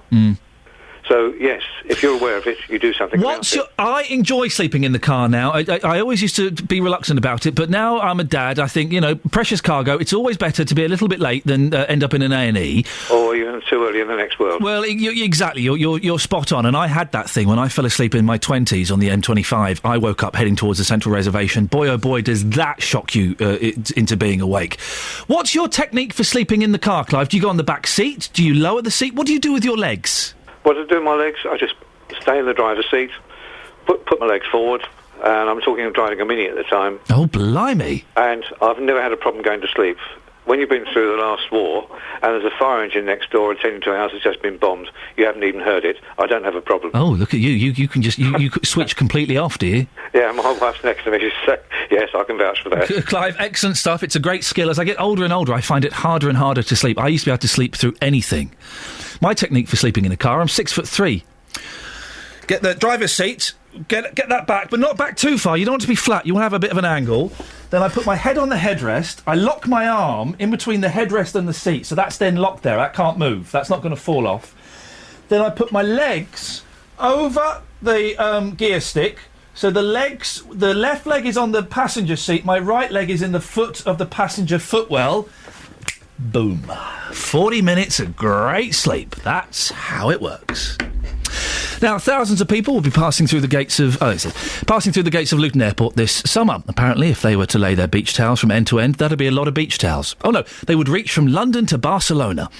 Well, let's find out exactly how bustling it is right now and check in with our breakfast reporter, Justin Dealey. Justin, over to you. Thank you, Ian. Yes, very busy here at London Luton Airport. I've been talking to many happy families jetting off. Here's just one of them. Morning, madam. What's your name? My name's Breda. And who have we got with you today? Who we got? Kaylee and Leanna. Kaylee and Leanna. And how old are your girls?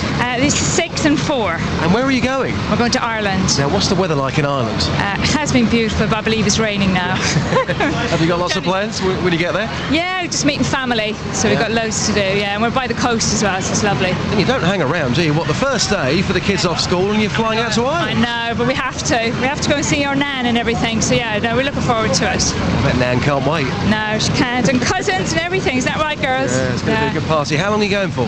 Just a week, and then we're back, yeah. And just lastly, we have been talking about the summer holidays this morning. Yeah. Are they too long? As a parent, what do you think? Definitely not too long. I think it's been really hard the last couple of weeks when it's been really hot and the kids going to school. So I think they should have broken up at least another week earlier or so. Mid of the week is not great to be finishing either. And then we're all away at the same time, and it's so busy getting here and everything. Yeah. So no. Well, listen, have a fantastic trip. Say hello to Nan for me, won't you? Take care. We say hi to Nan. Hi. Well, good luck to them. Well, joining me live now in our radio car is Jackie Bowery from Luton Airport. So, just how many passengers will be flying out during the school summer holidays here from Luton Airport then? So we'll be seeing over 710,000 passengers travelling over the school summer period, which is an increase on 3.5% over last year in the same period. I mean, incredible figures for you. What's your advice to passengers? Because as we look around here at the airport, it's very, very busy, isn't it? It does get busy. It's obviously a very peak travel period. We would ask passengers to leave extra time for their travel to the airport, and also look on the airport website to check for security restrictions. There's obviously still restrictions on how many liquids that can be taken through security, so we'd ask passengers to look at that and look at the website. I spoke to that lady a moment ago, and she's off to Ireland with her 2 children, very, very excited. Where's the most popular destination this summer then? Really, the firm favourites are Palma, Mallorca, the Canary Islands, but we're also seeing increased travel to areas of Greece, Turkey.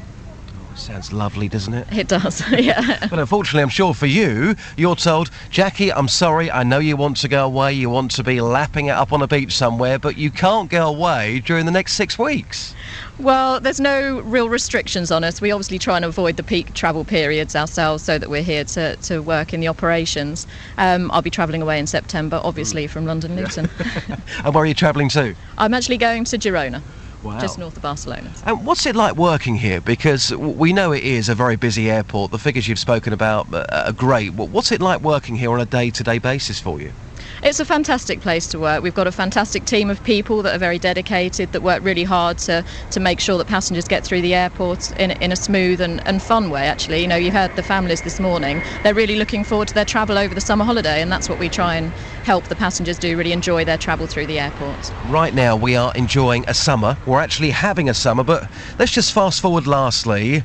Looking ahead to winter, have you got any new routes on the map here from London Luton Airport? We've got some great new routes coming up. We'll have Venice coming back on. That will be EasyJet in February, actually for Valentine's Day, I believe.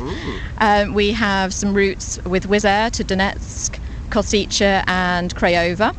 Sharm el-Sheikh's coming on with Monarch Airlines, but also looking forward to next summer, we've got Skiathos starting with Thompson. So for those that are planning in advance, they know that now. Getting a bit tight on time, just to are we? Like that. Okay, well, do you want some advice for you? Are you flying out next month, is that right? You are? Ian? Yep, yes I am, Justin. He's quite a grumpy flyer. Have you got any advice for him? Because he's grumpy anyway. When he gets on flights, he's incredibly grumpy.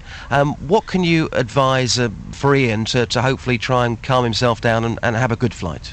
Well, I think, Ian, if you'd like to enjoy some of the new retail and catering in the departure lounge before you travel, we've got a lovely new Frankie and Benny's just opened, ready for the summer period, and some lovely shopping opportunities, so hopefully that would help you relax. Obviously, if you prepare yourself for security before you come, don't bring too many liquids in your hand luggage, you'll have a nice smooth transit through security. And we wish you a very happy travel through the airport. I'll hand him over to you. You can deal with him. Jackie, thanks for your time. All the best. Thank you. Thank you. There you go. Jackie Bowery joining us live here from London Luton Airport. So over 700,000 passengers flying out during the school summer holidays. Ian, back to you. Across beds, hearts and bucks. This is Iain Lee. BBC Three Counties Radio. Not a grumpy flyer, I'm a nervous flyer. Some texts on the cracking discussion at the top of the hour, 8 o'clock. Top of the hour, it's a radio phrase, isn't it? What does that mean, top of the hour? It means 8 o'clock. I'll say that from now on. Between a royalist and a Republican. If you missed it, BBC iPlayer, just after 9, it'll be back up there.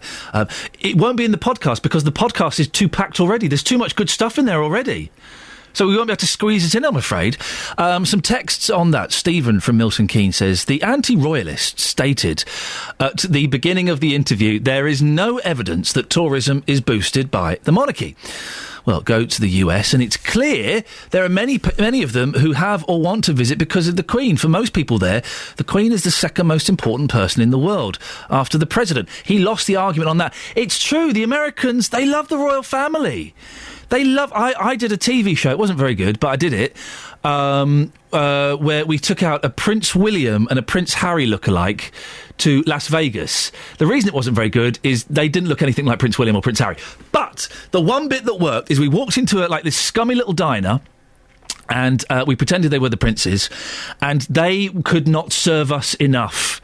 I said I had to be their aide, and I said, right, Prince William would like 15 boiled eggs, each with 10 seconds apart. So you'd start at one that was 1 minute 30, then the next one would be 140, 150, 160.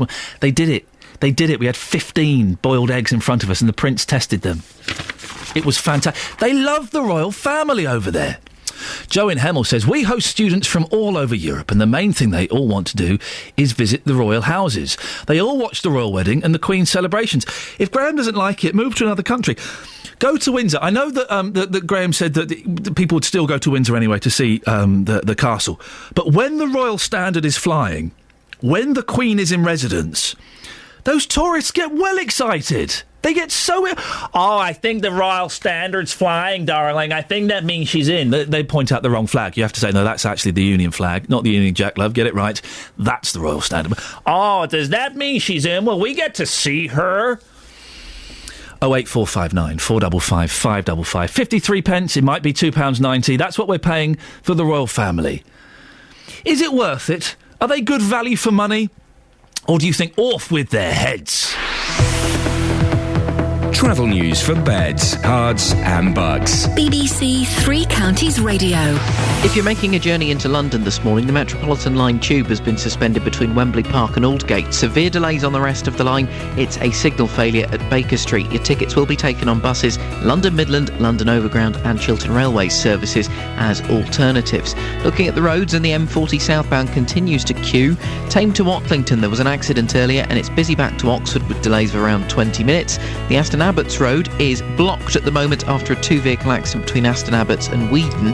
One vehicle involved in that accident just waiting recovery now.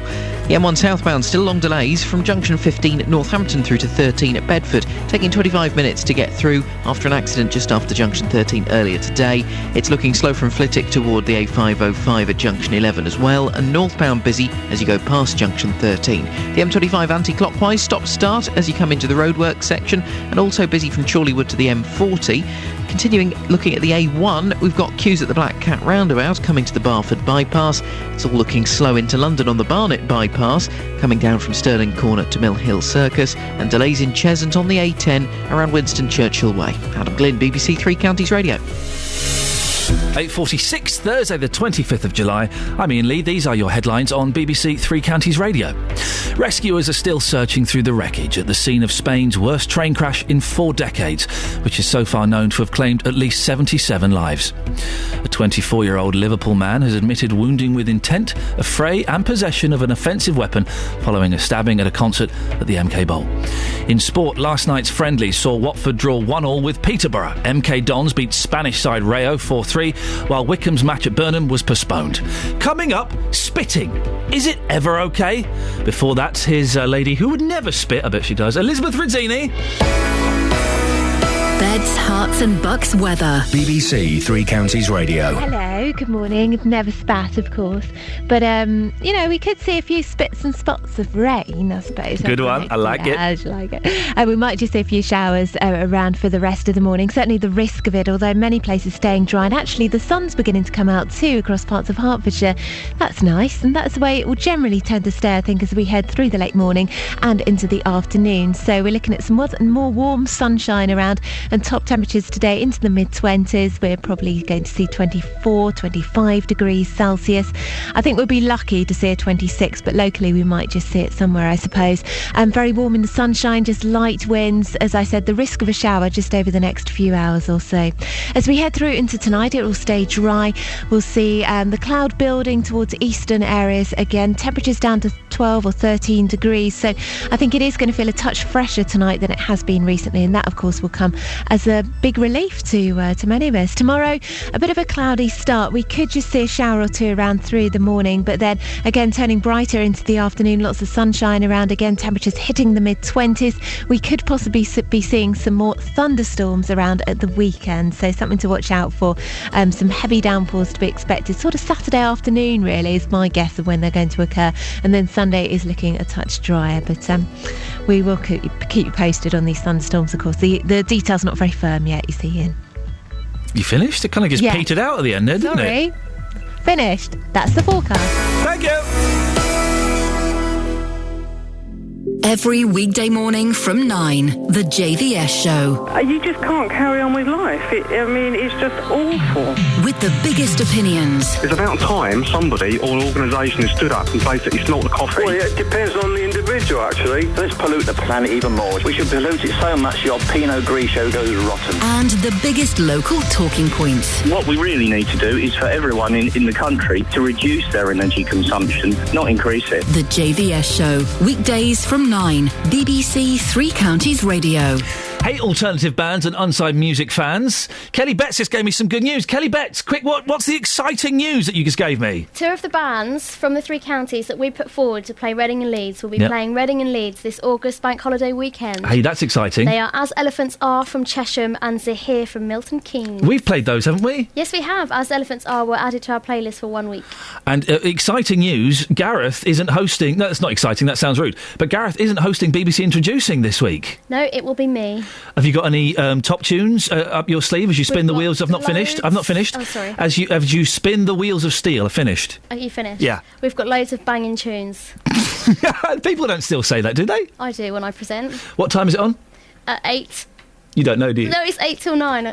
Saturday nights, Three Counties Radio on the World Wide Web. Thank you very much indeed. There you go. Make sure you listen and support and send in positive texts. Constructive criticism is acceptable, but rudeness is certainly not acceptable. Now, the Communities Secretary, Eric Pickles, has backed a council in North London that wants to pass a bylaw banning spitting in the street. So, if you spit in Enfield after September, you could get an £80 fine. Well, Councillor Chris Bond says they took the decision by popular request. You're about to hear the deepest voice in the world. The residents asked us to look into the possibility of making it an offence, which the government took away from us in the early 90s. So all we asked the government to do is reinstate that. We have a petition from local residents of nearly 5,000 signatures, and we took it to full council, and both political parties in Enfield agreed it is the way forward, and that's what we've done. You can always spit and put it in a handkerchief or put it into a litter bin. Just spitting on the pavement, which is the abhorrent, filthy, foul habit which people don't like. Well, other councils are expected to follow suit soon. Mr Pickles called spitting deeply unpleasant and not socially acceptable. Well, I'm asking today, is it ever OK to spit in the street? Jean Brooks-Smith is an etiquette expert. Good morning, Jean. Good morning. You have a deep voice here. I know. It sounded like that gentleman's batteries were running out, didn't it? Yeah. It was just getting lower and lower. What a magnificent voice. Jean, is it ever OK to spit in the street? Oh, no, it's a disgusting habit. Oh. It really is. I mean, the trouble is, the general public see people, like some of the footballers, spitting. I know that it's because they're running and, the build-up of nasty things, but then people think, oh, this is the great thing to do. I think it is disgraceful. I really believe in this fine. The only problem is, how are you going to police these fines? Who's going to be wandering around just watching everybody to see if anybody spits? If you have a cold or if you have a problem with any mucus, etc., that's the word, pop it in a hanky or something, but not spitting in the street. It is disgusting. Would you rather carry around a pocket full of mucus than just to deposit it on in the gutter, not on the pavement, in the gutter? Well, the trouble is, you see, we don't have a lot of litter bins now, do we? They took all our litter bins away. Yeah. But in one way, we should have more places, to put rubbish, even if it's something in your handkerchief. But no, I think that I'm for it. I really am. You're for the fine? I'm for the fine. It's just that how can you actually find the people on the spot? Are you going to have armies of people wandering around just checking? That's police. The difficulty. Butcher Dave says on Facebook, I spit all the time. My wife hates it, but better out than in. He's got a point, hasn't he? Oh, well, why does he spit? I mean, is it over anger, or has he got some problems with health? I mean, it depends to what way. I mean, I think it's the anger one that really is disgraceful. An aggressive spit is unpleasant. An aggressive and, of what the build-up to, whether somebody has an argument, then it gets very, very nasty. Oh, I would never spit in anger. I think that's disgusting. But sometimes you've just got something in your mouth, you're feeling a bit clarty, and it's just best to get it out. I don't want to swallow that and infect my lungs. Well, just do it, away from everybody. But, everybody should have some tissue or something with them So I just think, think about other people and think the actual action of doing it is really very nasty. I had a row with my mother-in-law and my wife the other day. This is just going off on a slight tangent, but it's etiquette. It's to do with things in the street. They saw it. We were all out, and we saw a gentleman walking down the street. Mm-hmm. He was eating a pasty. He had a Ginsters walking down the street, and my mother-in-law went, "That is disgusting." Mm. I said, "Sorry, what?" And my wife went, "Yeah, that's horrible. Walking down the street and eating." What's your views on that, Jean? I'm afraid I call the coffee. We've got a well-known coffee company. Yeah. I mean, this morning I've looked out of my window and I call it transit coffee. People are walking down the road, having their breakfast, having their coffee, having a sandwich. I'm a bit old-fashioned in this way. Why not sit down for 2 seconds, get up earlier, and eat your breakfast before you go out? I've never been a lover of people eating in the street. I'm still You're a right old spoil sport, you are, Jean. I know. I can't eat my pasty and then spit bits out. I'm not coming out with you. But the trouble is that nobody seems to have time. I live in central London, as you know, and everybody's always rushing, but I don't really like to see people eating their pasty or sandwich, and then what do? They drop the litter in the street. I would never do that. That I do disapprove of. Always put the litter in the bag until you find somewhere. I mean, you can get me onto the subject of chewing gum if you like, which is another point. You don't. Well, you don't tell me you don't like chewing gum either. Well, I don't like the way that people chew gum and let us see it when they're chewing. Oh, Jean. It's so I'm being a little bit cranky today, aren't I? You're a little bit cranky. Is it the change in weather? We need a good thunderstorm to clear your mood, I think. But back to the original subject, I do think that it is good if people are frightened, if they say they're going to put a fine of £80, we hope that people will think twice. Yep. I mean, that's the only way we can look at it. I mean, if we think that there's going to be a special person who's employed to fine people, I think it's going to be very difficult. Jean, good sport as always. Thank you very much. Jean Brooke-Smith, etiquette expert. I've just had a row with my team over the pronunciation of the manufacturers of that particular brand of pasty. I know we're at the BBC and we have to be vaguely careful about what we say. I've always said Ginsters. They're telling me it's a soft G. It's a Ginsters. No. It's a G. I'm sure of it. I'm absolutely sure of it. I would argue this to the death that I've got this one right, for goodness sakes. You've got 3 minutes. 08459 455 555. How on earth do you say it? It's got to be a hard G, hasn't it? Otherwise it doesn't make any sense whatsoever. Let's have a look at some of your Facebook comments, shall we? You've been very busy on the Facebook. I do appreciate it. Facebook.com/BBC3CR. You can leave comments up there as well during the day. They'll all get seen. They will all be... We won't necessarily read them out on the radio, but they will all get seen at some point. Let's have a look at some of these. Yes, no one's argued against Scott. What happens if you get a fly in your mouth? Do you have to chew it and swallow it? Neil says councils will just use this as another revenue-raising exercise. Michael says there's no excuse for spitting in a public space, even the fly one. So, sorry, Scott, your fly one has been dismissed. Ray's in Milton Keynes. Ray, how do we pronounce this particular manufacturer of pasties? Well, being a Cornishman, it's Ginsters. Hard G. Yep. High five for the hard G. Yep. I thought so. The girls here who don't know how to do... it's a J. You say it like a J, Ian. They haven't got a clue, have they? No, Ginsters. Thank you very much. I think we've probably endorsed that product enough there. But thank you very much for that, Ray. I knew I was right. Lisa says, spitting in... The show's just... It's like at 6 o'clock, we pulled the loose thread on the jumper that was the show, and right now we're just tugging it, and it's completely unravelled. Lisa says, spitting in public is disgusting and unnecessary. If you're a spitter, take a hanky or a tissue with you. No, I find that worse. I'm not going to... First of all, you're not going to throw a handkerchief away, are you? You keep handkerchiefs. Tissues, you throw away. Hankies, no. Steve says, it's disgusting, but let's put it into context. We have 10 million dogs in this country that empty their bowels and bladders in our parks and onto our streets. If I had a magic button, I know which one I would eliminate. Would you, though? Would you really? And Wendy says, it's a disgusting habit. I hope the council make lots of money from fining people who spit in the street. It might reduce the council tax, seeing the amount of people who do it around Milton Keynes. Well, there you go. If you want to send me an email, Iain.lee, IAIN.LEE, @bbc.co.uk. If you've got any stories, big or small, you think we should be covering, that's probably the best way to get in touch. Let's get the travel now from Adam Gillin. For beds, cards and bugs. BBC Three Counties Radio. You drink gin, but you eat against us. Other brands of pasty are, of course, available. The M40 southbound still looking slow after an accident earlier between Tame and Watlington. It's busy back to Oxford, 20-minute delays. The M1 southbound, long delays from Northampton toward Newport Pagnell. It's taking over half an hour to get through. It's the residual queues sort of tailing back up the motorway after problem earlier with an accident south of junction 13. Looking at the M1 southbound, it's busy from Flitwick to Dunstable at the A505 as well. Junction 12 to 11 is looking slow. Aston Abbots Road has been partially blocked. An accident with two vehicles involved between Aston Abbots and Wheaton. The M25 anti-clockwise still very slow Chorleywood to the M40, and the A10 looking busy in Cheshunt coming down toward the M25.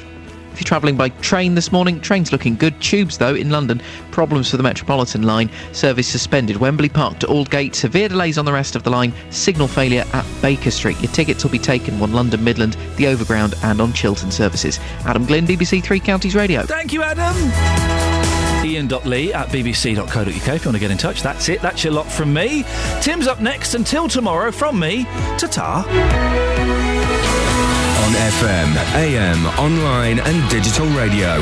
This is BBC Three Counties Radio.